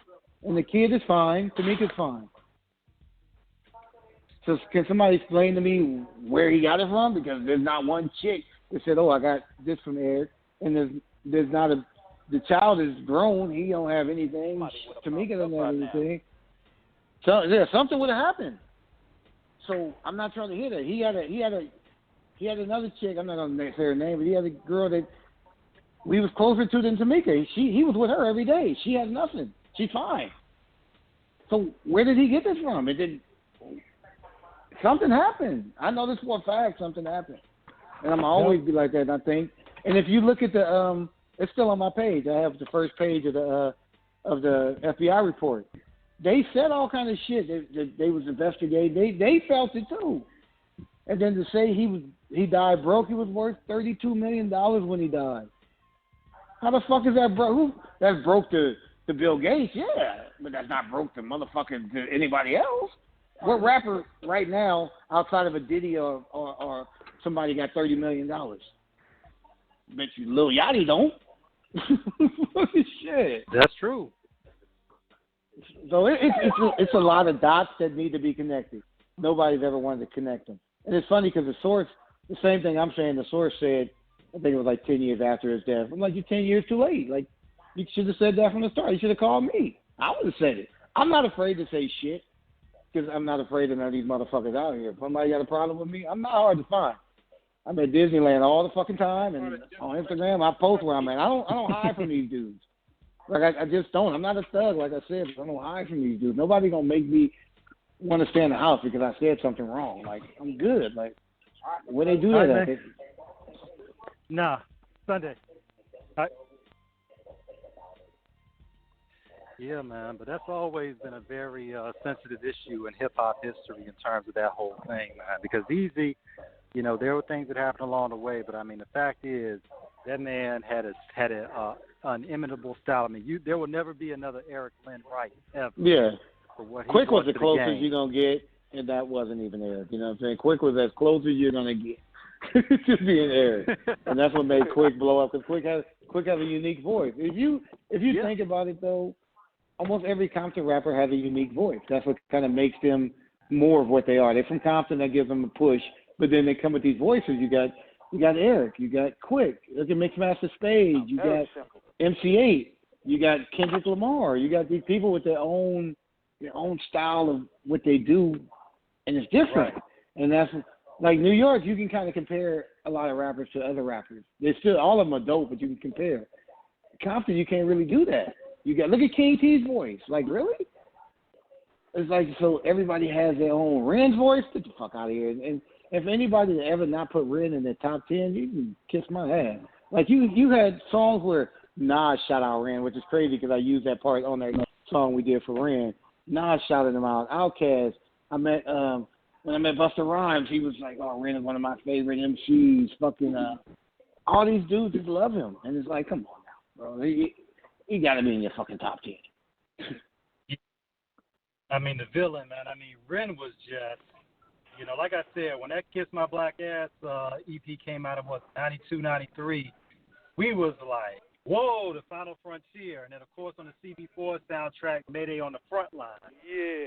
I still play that shit all the time. Oh, you know what? I have the, from that album, too, I also have the song, was it Hound Dogs? No. And Shock of the Hour. That's one. No, right. right up my alley. I have the original version of that because they had to do that over too because they couldn't. It was an Isaac Hayes sample, something they couldn't get it cleared, so they played it over. But I have the original version of that too. I'm working on a mixtape. I'm putting all that shit on my mixtape. But yeah, I have that too. But yeah, my boy, huh? We want it. My boy did a Shock of the Hour. You gonna charge that thing for $500 a pop? No, what I'm doing, I'm making a mixtape, and I'm gonna do a new book. Cause I did a book. It was kind of like a picture book, pretty much, with all the photos. But I'm gonna do a new one, a good one, because I did this shit with this punk ass dude, Paul Stewart. He's a bitch, and he kind of fucked me over with it. So I'm gonna do it my way now. And with the book, I'm gonna have the CD in it, or the download or something. Because I don't want to sell that. Like I'd rather sell my book and give the CD away with it. But it's gonna definitely have some bangers on it, and it's gonna have some shit motherfuckers you can't get on iTunes. And I'm just trying, because I was gonna put it out earlier. It's just weird because I've moved a lot. Still, I mean, you know, just kind of locally, but I've saved so much shit, and it's weird that I have shit. Like I have all my plaques. I have the original negative from the Niggas for Life album. I kept so much shit. It's just weird. Yeah, I want to. I have all that shit. There's original negative for that, and then a bunch of photos. I have photos from the tour. That's how they did in the movie. That's how they knew what the stage looked like, because I had the photos. They didn't have any of that. They didn't know what the stage looked like at first. They was doing some other shit. Man. So I saved all that, and I stay in touch with everybody. I talk to everybody from JJ Fan. I'm with Arabian Prince a lot. I talked to Above the Law, Laylaw. Fucking, I just saw Michelle A. a couple weeks ago in Compton. I try to stay in touch with everybody. That's family, you know what I mean? Just with Jinx not too long ago. And even though, and you know what I respect, even though a lot of people give flack for a lot of his antics, even on social media, I always got to give Game his props because he brought Eazy's name back into the mainstream. Yeah, Game is Game, and that's what people don't understand. It's like, but you got to realize, like in life, if you don't have somebody hating on you, you ain't doing something right. So they always gonna hate on him. But he did. He put Eric out there. He put the NWA out there, and he kept with it. Like, he didn't give a fuck. Like, I don't give a fuck how name drop in every song. I don't give a fuck what you say. And he kept that Compton thing going. He brought Compton back up. It wasn't Kendrick. It wasn't Kendrick. It was Game. Yeah, you got the tattoos. He's rocking the chain. He's saying this. He's doing that. Like, nobody was doing that shit. You know what I mean? Nope. And nobody. So it wasn't Kendrick. It was like just Biggie and Pop. Nobody yeah, knew everything was Biggie and Pop. Wow. That's what that used to make me mad. That's why I kind of kept quiet with it, because nobody really talked. And then I'm seeing stuff. I see shit like, oh, Biggie get in the street. I'm like, damn, Eric can't even get a motherfucking nigga a swing at the park named after him. Like, really? Like, when is Compton to my knowledge? Yeah, Compton to my knowledge ain't acknowledged Eric at all the way they should. They giving Kendrick the key to the city. All right, that's cool. Where's Eric's key? Where's Rand's key? Where's the other's key? Like, Compton needs to realize this is the problem with the city. Number one, everybody in the fucking government over there, whatever you call that shit, it's fucking they're crooked. We've had crooked mayors, crooked everybody. So it's like they're crooked. So, but somebody needs to step in there and be like, look, we gotta pay homage. It needs to be to me, it needs to be an Easy Street, and it needs to be a Mixmaster Spade Street. If you don't put these two streets in your city, you're a bitch. And that's how I feel about it. I tell anybody in that council, I don't give a fuck, you're a bitch. Because these two, bro. Wu-Tang got a district in New York. I was like, bro, Wu-Tang, Five Dog, Biggie, all these people are streets. So why can't you take the street that Eric grew up on, that NWA was born on, change that shit to Easy Street? It ain't even long, homie. It's not long, but you know what? That's where NWA was born at. Why can't you fucking change that shit? Why can't Mixmaster Spade get a park named after him over there? These are the dudes who put Compton. They didn't have to yell Compton, bro. They didn't have to say shit. They could have said Long Beach. They could have said nothing. They put Compton on the map and they stuck with it. When we on tour, you know what we wore? Compton hat. When we on tour, we got Compton shirts. You know what we doing? We talking about Compton. You know what we doing? When they're performing, they're yelling Compton. You know what Dre's scratching on the record? The artist D when it says Compton. So we helping you, motherfucker. We talking about you, motherfucker, when you ain't doing shit. So this man can't get a fucking street? This is why I don't do anything for the city of Compton, because they don't do anything for us. They do things for the new artists, but they don't do anything for us. And then people talk shit about shit, but like I said, he was the only dude that I knew that was doing shit for the city for holidays. I don't give a fuck how bad he was to you. He did shit for the city that the city didn't fucking do. Yeah, because we heard about the turkey drives and the toy drives. Every Thanksgiving and Christmas, homie. And it wasn't no little ass. He didn't come in no little Sprinter van, homie. It was fucking 18-wheelers pulling up. So I don't give a fuck what he's ever done to anybody. He's never done anything to me. I'm always gonna big up that dude because he did shit for the city that niggas from the city don't do. Everybody got money, but nobody runs back and puts something into the city. Right. But they're yelling on records all motherfucking day. I get mad because it's like it's people from the city who don't get any recognition. My boy OG Sin Dog, he was the original on the fucking Bloods and Crips shit. Motherfuckers overlooked that shit. I don't give a fuck how thugged out it was. That was a movement that at the time was the shit. Steve, can I take some time to shout out some of those heads from the Banging on the you Flag? Go right. You go, man, bro. All of them. That's look. decent. Shout out to C-Note. Shout out to OG Sinlo. Shout out to A-Love. Shout out to Nia. That's my boy, Big Brian. Man. I was in school with and fucking with the college. Nene X, a.k.a. Bloody Mary, rest in peace. I mean, look, shout out to Rosecrans, shout out to Pyru Street, man. Shout out to the 60s out in Inglewood, man. Not Inglewood.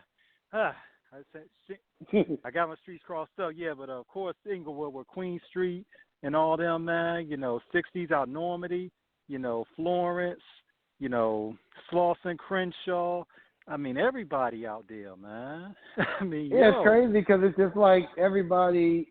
I mean, the West Coast is, of course, it's the game fucking capital, but what people don't realize is like, it's even though a lot of those dudes are fucked up, a lot of them aren't fucked up, and it's like, people, you got to realize what a lot of people that really have a lot don't really think about people that don't have, and if you don't have shit and you in the hood, you got to make something happen.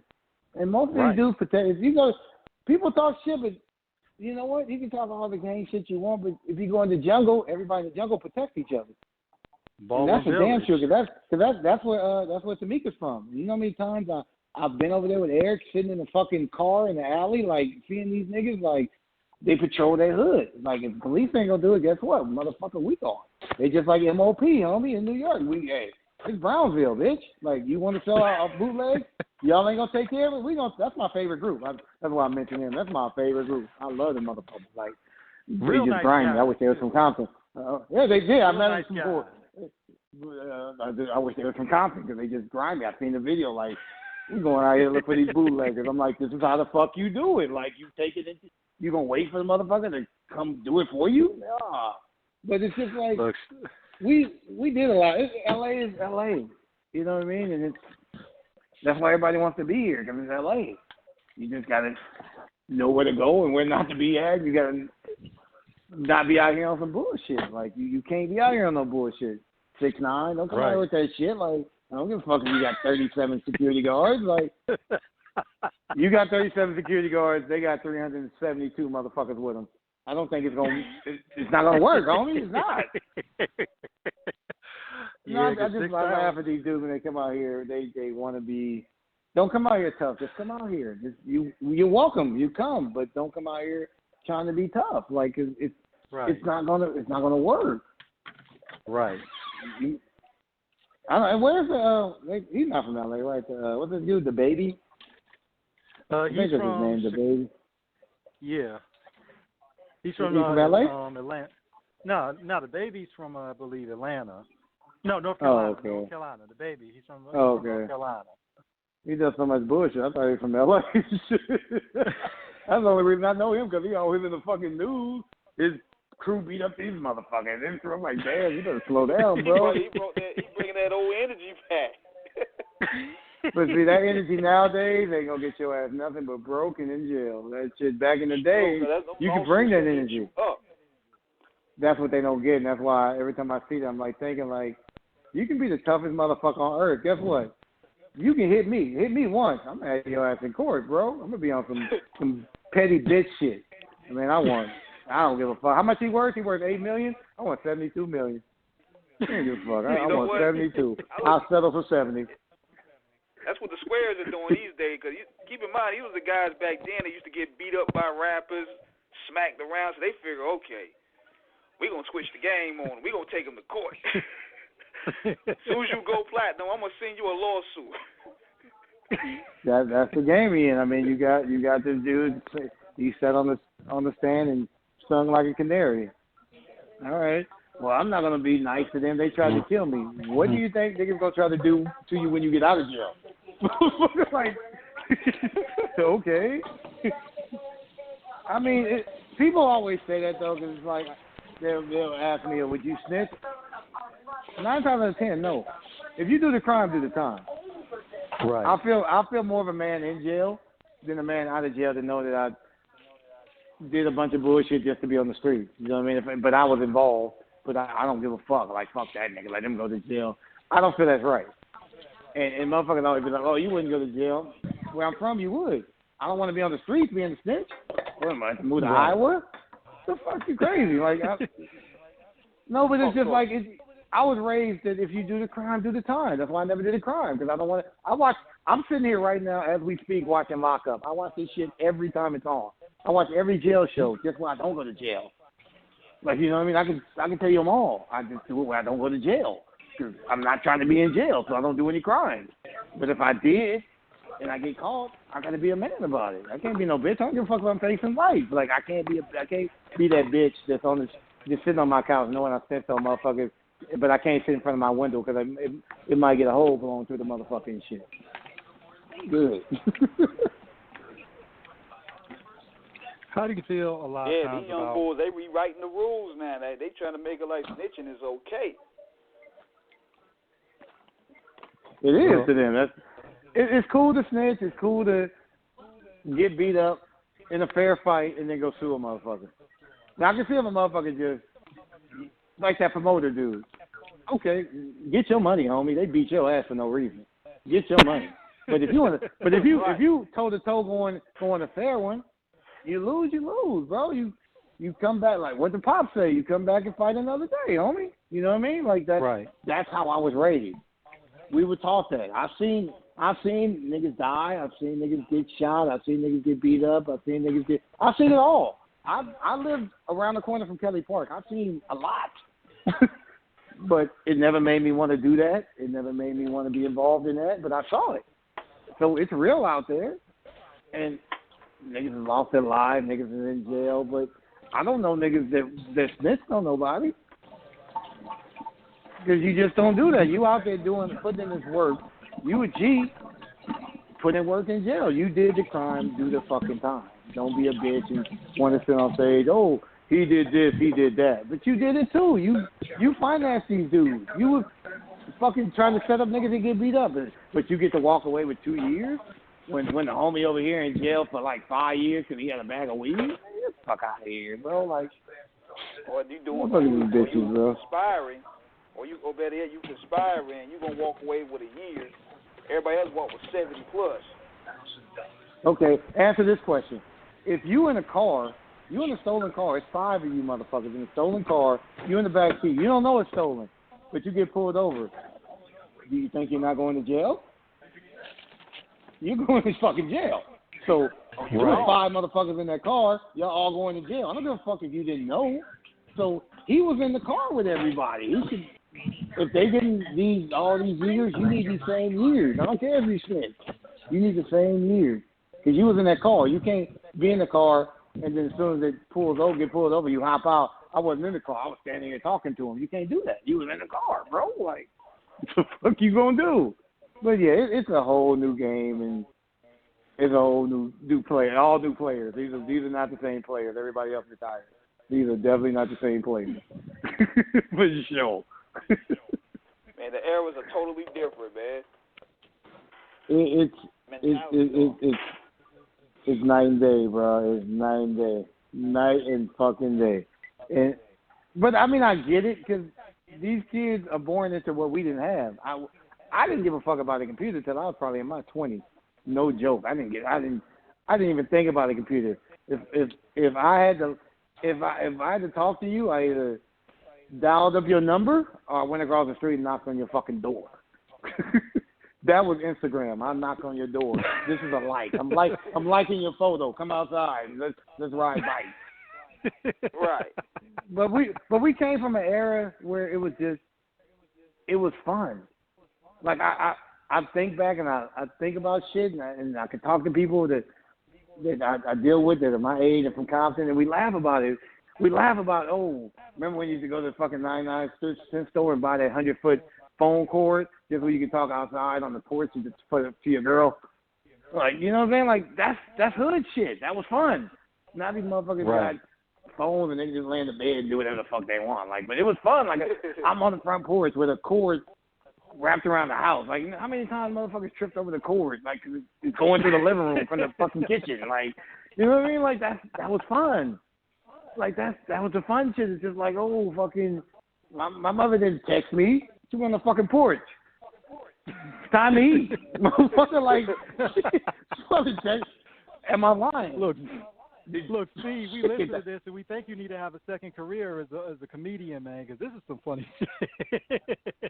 It's just real, though. It's just like I tell, and I live in Orange County now, so it's funny. When I first moved to Orange County, maybe 15 years ago, I also deal with the skateboard industry, so I'm around a lot of little white skate kids. So just hearing them how they was talking to their parents and shit like that, I'm looking like, am I in a fucking Twilight Zone? If I would have ever told my mother, like, what the fuck you want or something like that, we wouldn't be having this conversation right now, homie.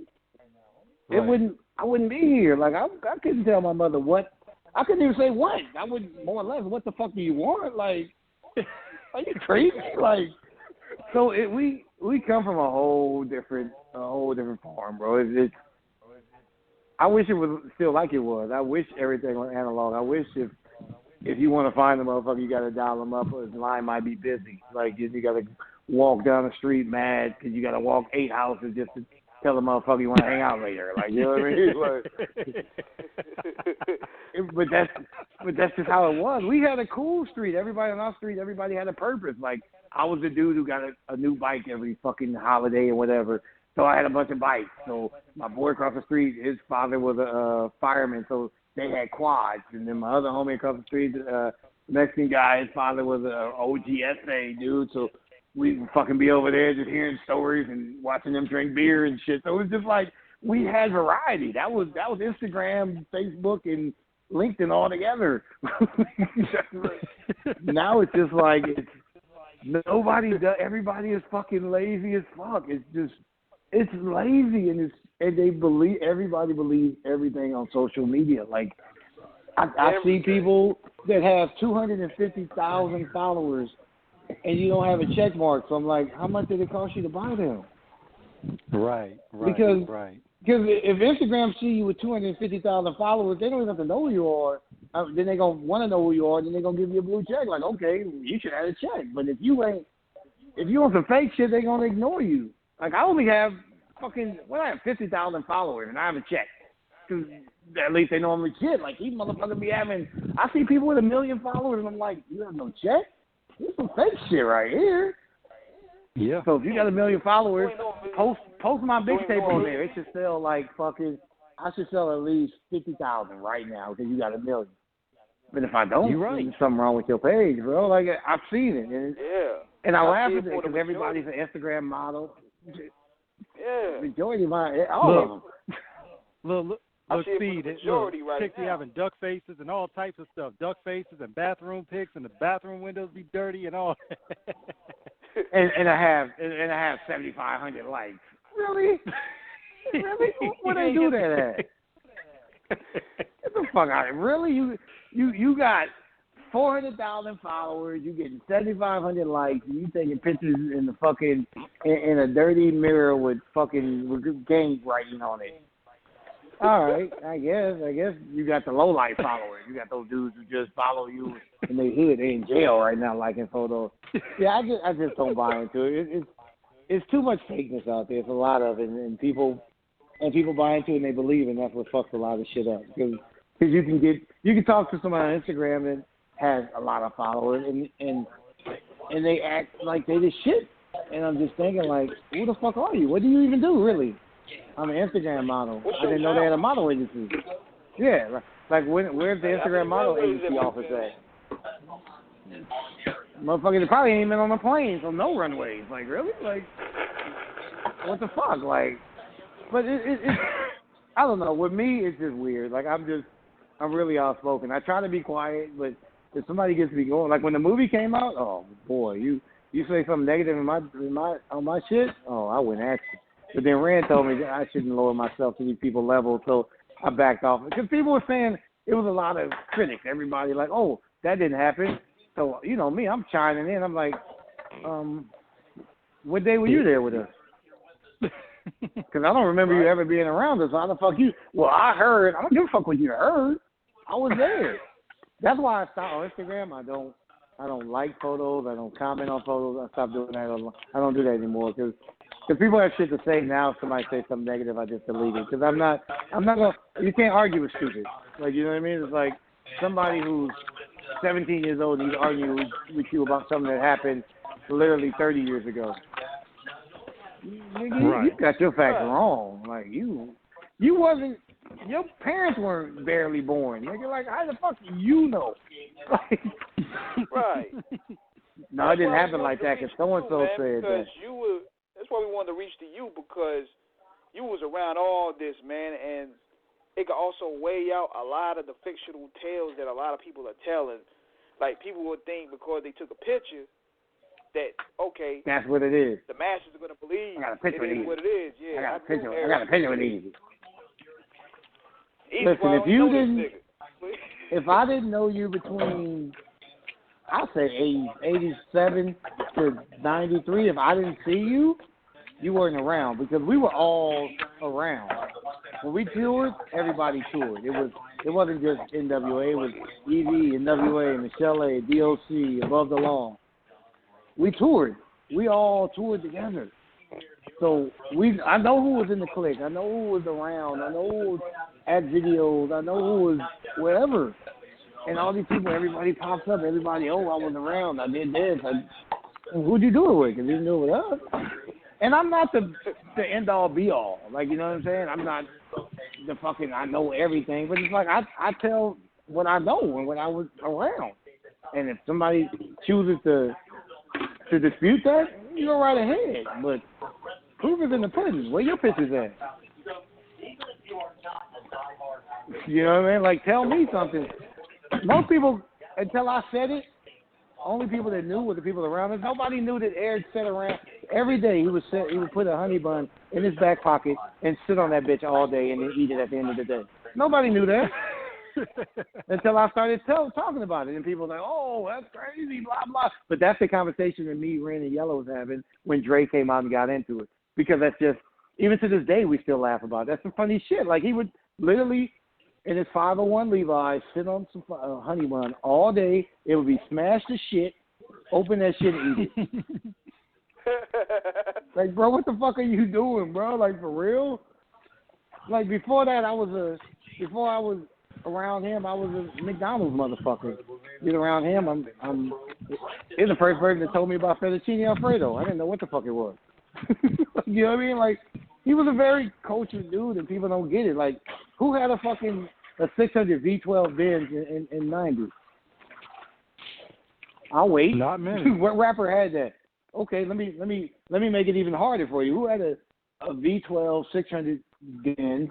Who had a twin turbo Z Nissan? Who had a dually special edition truck? Who had a motherfucking who had a crazy girlfriend named Tracy that wrecked his 750 in front of the house, damn. and he made a phone call, and then they brought out the 850 on a flatbed and took the 750 back. Who did that?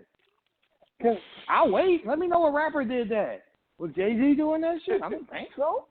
He might do it now. In the 90s, New York rappers was into SUVs. LA rappers, I mean, if they can get it, they would get a 190. You know what I mean? I got a 190. You know what I mean? I got that Benz on. That's what Dre had at first, a 190. Ain't nothing wrong with that. But this is what Eazy had in 90. These are all at the same time. 454 custom rims on it. Well, he was big balling before big balling was a thing. This is what I'm saying. So it's like, how can you not respect this man? You know what I mean? This man put together a group that is in the Rock and Roll Hall of Fame now. This man he wasn't just Eazy E, the gangster rapper. He did a lot of shit for charities. I got those photos too. Why nobody talks about that? I don't really. They're in my book. I'm gonna put them in my new shit too. But nobody talks about the photos, all the charity shit he did, all the money he gave to charities, all the fucking time he gave to charity. He didn't just give money; he gave his time. And Steve, so it's just like, come on, yeah. See, we can't forget this either. That Eazy was also one of the pioneers of hip hop radio talk shows too. You know, when he had his own show. You just said it. You just said radio. It. Yeah. Nobody out here had a show like that. I mean, you got Greg Mack, and then that K-Day went away, and then '92 came about. But nobody out here had no fucking radio show. Nobody. Yeah. Barely people in New York had radio shows. Everybody got one now. But back then, you might. I don't even know if you had a flex back then. You might not even have a flex back then. I'm not sure. Maybe I'm not a fan of him, so I don't know. But he pioneered that. He made it. All right, damn, we can have a rapper on air with a show. Right. That's a cool new thing to do, I guess. Let's do it. He pioneered a lot of shit, and that's what just makes me mad that he can't even get a fucking street in Compton. Like, you know what I mean? Like, well, Compton would just be what it was before NWA if it wasn't for NWA, and that's the truth. So it's all that shit is a trip. It's I don't know. I trip out on it. I accept it because there's nothing I can do. My voice is not big enough, but I'm always gonna say shit about it. I'm never gonna be pleased about it. I'm not pleased with my city because there's money there, but they don't use it. Like you drive down Rosecrans, pothole after pothole after pothole. Like when they did that commercial the day before that the thing with Suge when homie got killed, I was at the set. I was in the motorcade with Dre and Q. We drove down Rosecrans all the way down. I'm gonna tell you this right now. If you want to feel how Obama feels, ride with Q and Dre. That's how it feels because I've been through a lot of shit in my life. I've never been in a motorcade where I see police rolling past us, getting to 5 sections down and blocking off traffic all 5 sections. There was no traffic except for us. I've never been through that shit. And this is up Rosecrans to Atlantic and back down. So, yeah, but we're driving down the street and I'm looking, I'm seeing, I'm like, damn, that used to be there, all these abandoned things and all these potholes. It just made me mad. And I'm like, Compton got money. They just don't spend it. And if they don't spend it, I'm looking at Dre. I didn't say nothing. I wanted to. I was like, Dre, what you gonna do? But I didn't say shit. I'm just thinking he might say something, but he didn't. But it's just like it's money there, and for a city so, like, you know what I'm saying, prestigious, it shouldn't be like that. Like they have a nice shopping center. Don't get that twisted, but downtown Compton ain't what it used to be, and it could be better. It just really could. It could be way better. I shouldn't see half the shit in Compton closing down. For what? Like, why? That shit is whack. Look at the fucking DJs from Compton. Like, we got so much shit in Compton. Like, Joe Cooley, M-Walk, all these people from Compton. It's just like Compton is a fucking mecca. And it should not be like that. You shouldn't have Serena and Venus from Compton. Yeah, it should be, that's how it should look. You know what the most popping thing in Compton right now is, and what's sad about it? Is the weed spot. That? It's the weed spot. This is no joke. I don't know if you're familiar with my boy, I am Compton. So I was hanging out with him one day. Went to their celebrity basketball game. So I'm driving by. I thought the cars were parked way down the street because of the game. This dispensary does numbers like crazy. Like it was cars that looked like it was a fucking party jumping off. It looked like, remember Boys in the Hood on the street? All those cars. Yeah. So I thought they was for the park. Yeah, I thought it was for the event. It wasn't. It was for the dispensary. And then I drove past it again. Another day. It's always popping. That's the most popping thing in Compton. It's right there on the corner of Atlantic and Alondra, right next to the donut spot. And it's popping. That's the most popping thing in Compton. So you got to bring a dispensary to make Compton pop. Really? Y'all need to stop that, bro. Like, it's money there. Spend it. Right. Being bitches. Like, but yeah, it's just sad because when people come to town, they always want to go to Compton and shit. Like, you can go. It ain't much there. I can show you where everybody lives, but there's nothing much I can show you besides that. You want to see the library? It's dirty as fuck there. It is. I went there. I was there 2 months. The day that I saw Michelle A., it was at my cousin. She does a lot of like homeless charity work, so she did an event there, and they had the wing people out there. But Michelle A. came. It was at a barbershop, and so after that I left. I was like, let me just do a little tour of the city. So I went to downtown Compton, and they big up NWA all over the hood, everywhere. Like I went to what was the Shoe Palace? It's one of those shoe places, the big ass one. The whole window display is still straight out of Compton to this day. Then you go to where else I went? I went to another spot. Oh, Tom's Burgers. The whole wall is straight out of Compton. Then you go to other places. NWA is not vacant in Compton. You can go anywhere in Compton, and you're gonna see, even in Walmart, you're gonna see you're gonna see NWA. So you're bigging them up all over town, but why don't you make the city nicer?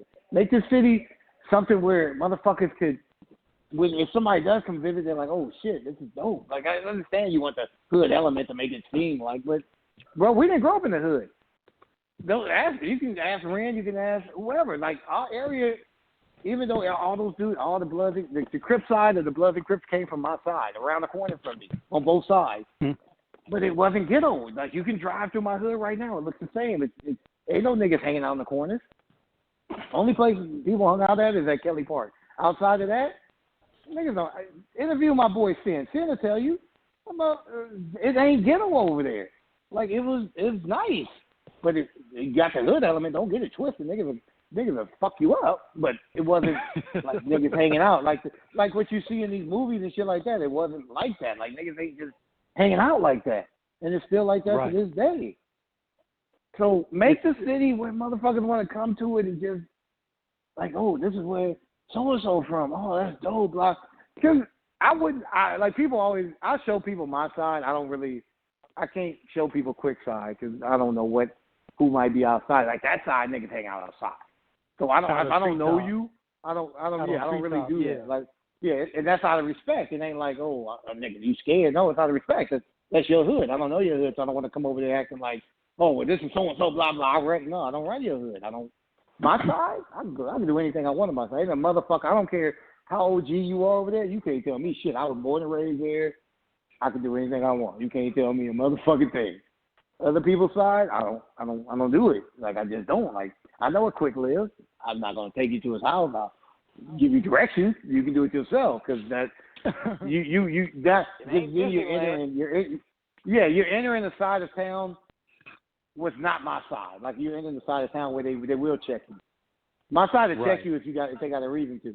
But that side of town, they're outside. They hang out. They'll check you. You want to go past Lewis Park, you'll get checked. You want to go to Louis Burger after 2 o'clock, you might get checked with the wrong colors on. That's still relevant to this day. So if you want to go to Louis Burger, wear black. Be neutral. Don't be over there acting like whatever. Get your food and go. Don't try to sit there and eat because you still have these elements of dudes who still live in the past and they think past. You know what I mean? Like when the swap meet was there, I used to catch slacks and go to the swap meet because across the street in all those condos, those are Bloods. They're deep. I'm talking after 1 o'clock when everybody's awake. That's not the place to walk by unless you're from over there. I've been hit up many times at the swap meet when it was there. Many times. I don't give a fuck about no NWA. It's like, if you over there, you might be wearing the wrong color, blah, blah. They going to have something to say to you. I've been hit up many times. It doesn't faze me, but I've been hit up. And I don't test it, because I'm not from over there. They can do anything they want to me. I'm not from there. I ain't no thug. I've never shot a gun in my life. So I'm not going to be over there acting like I'm tough. But I'm not going to let you bully me. I'm going to do what a man does. I'm out. Like, whatever, bro. It's all good. All right, you do you. Now, if you want to escalate it past that, whatever has to happen, has to happen. But nobody ever does. I've been hit up in Inglewood before. I'm not a thug, like I said, but I know the thug way. I know the elements. I know what to do, what not to do, where to be, what not to be, what color. If I'm going to Dorsey High School, I'm wearing black. Like, I'm not wearing no crazy ass fucking colors. Well, just like if you were Centennial, if you were Washington, you know when you better if you ain't from over there, and you do have to be over there, be neutral. Don't be over there acting like your shit don't stink, and you'll be good. But if you want to go over there acting like you tough, Compton High, they'll fuck you up over there. Compton Dominguez. Yeah, that's what Tyson Chandler went. Compton Dominguez. Bro, the fucking Compton High, which is crazy. The school is all right. The school is on a regular street, but the street has fences, so it's a fence on each side of it. So you get caught up in there. No, it's just I think it's mostly. I don't know what it is over there. Compton High might be. I think it's blood. It might actually be blood. It might be blood. Because Dominguez is Crips. But it's Bloods over there by Dominguez though. There's not a lot of them. Right. Dominguez is Crips. Compton High is Bloods. Centennial, fuck, blood all day. That's like, that whole school should just be painted fucking red. That shit is like, fuck, that shit is like, Skateland area, blood, crazy blood. Like, it's crazy because with Skateland, when we performed there, we used to have to get walked in with security we would be in the middle and security would be around us, and each security guard had a gun. That's just how crazy it was. We performed at places like that. So if NWA didn't make it in the Rock and Roll Hall of Fame, it was something wrong. We've been through shit. And I always say we. I wasn't a rapper. But I say we because I was there. And ain't nobody heard one member dispute anything I say. And every member that follows anybody on any social media follows me, and I talk to Rand and yell all the time. So I say we. Right. I say if it was three more members in NWA, it would be me, DOC, and Laylaw. Right. We were there. Yeah. Everybody was there. Laylaw, the people don't understand. Laylaw did a lot. Laylaw wrote a bunch of Michelle A shit, helped produce that shit. Laylaw brought Above the Law to the table. Laylaw is a part of NWA, bro. DOC is a part of NWA. Laylaw was the one that also came up with the Law House. He was the one that came up with the Law House Experience, right? Yeah, he did that album. He brought Gomack is his brother. He brought Above the Law to the table. He had a lot to do with Michelle A. It's a lot of intricate parts of NWA and Ruthless that don't really get talked about like they should. My man who passed away, L.A. Dre, he was a big part of Ruthless. He played a lot of shit for Michelle A. Nobody really talks about Stan the Guitar Man. Nobody talks about Donovan the engineer. Nobody talks about Mike Sam. These are people that were a part of this. Without these elements, it wouldn't be what it is. Without Donovan, NWA wouldn't be what they were because he gave them that sound and he kept that sound traditional. Like, so I'm that dude. I'm going to mention everybody that was around when I'm around whenever I talk about NWA because everybody was a part.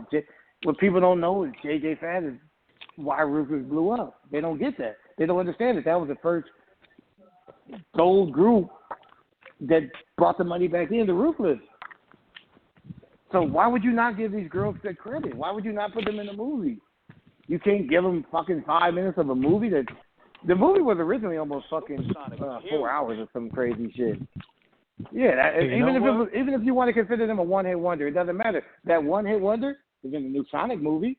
It's in a lot of other movies. So who gives a fuck? They still do shows. They did a show last week, bro. Dude, if it was he mentioned them in another song too. Yeah, it was 4 hours. It was almost 4 hours. We would have sat through all 4 hours. I think I haven't opened them. I have all three. I have a version from Australia. I have a version. I have the Blu-ray, and then I have the 4K. I haven't opened any of them, but I know they're longer and they added stuff. But the movie was originally almost 4 hours, and I didn't like when they did a screening for it. I think the next day I was going to Australia. I went to Australia with Yella and Baby Eazy and all that. We did a show, but I didn't want to see it. I didn't want to see the movie until I saw it with everybody because I wanted the same reaction that everybody else had. So I saw it at the premiere, but that was a shorter one. But the scene with Eric is I walked out and Busy Bone walked out with me too. Like we didn't watch that scene. I don't know if he's watched it. I can't watch it. I still can't because it just fucked me up. But yeah, the movie was fucking long. It was long as fuck, and I don't know why they did. I guess they felt people probably wouldn't have watched it, but I think they would have. I think that shit could have been what would have made more sense to me. It probably wouldn't have made as much money because the movie made over $250 million, and it only cost $28 million to make, mind you. And this is the best part about this movie that nobody ever talks about. There was not one. When I say not one, I mean not one incident at any movie theater nationwide. Nope. There was not no one shooting. At all. There was not one fucking fight. There was not one anything. Not one. If it happened, it's not on record. There was not one. So if you can't respect that shit, you are an asshole. Not one thing happened. And you got motherfuckers going to see The Notebook getting shot at. You know what I mean? Like, come on now, really? Nope. You got Outta Compton and nobody. Yeah, the Joker. Come on, you got nobody at an NWA movie getting shot. That's just how much respect that the people that paid their money to see that movie have for the group. And that's just real talk. That's as real as it can get. That just shows the level of respect that people have. Because anything could happen. I'm not going to lie. I've stayed away from the theater just because I thought something would happen. Only theater I went to see it in is when I went with Yella because he did a Q&A after the movie. But that was in Hollywood and I knew it would be cool. But nothing happened.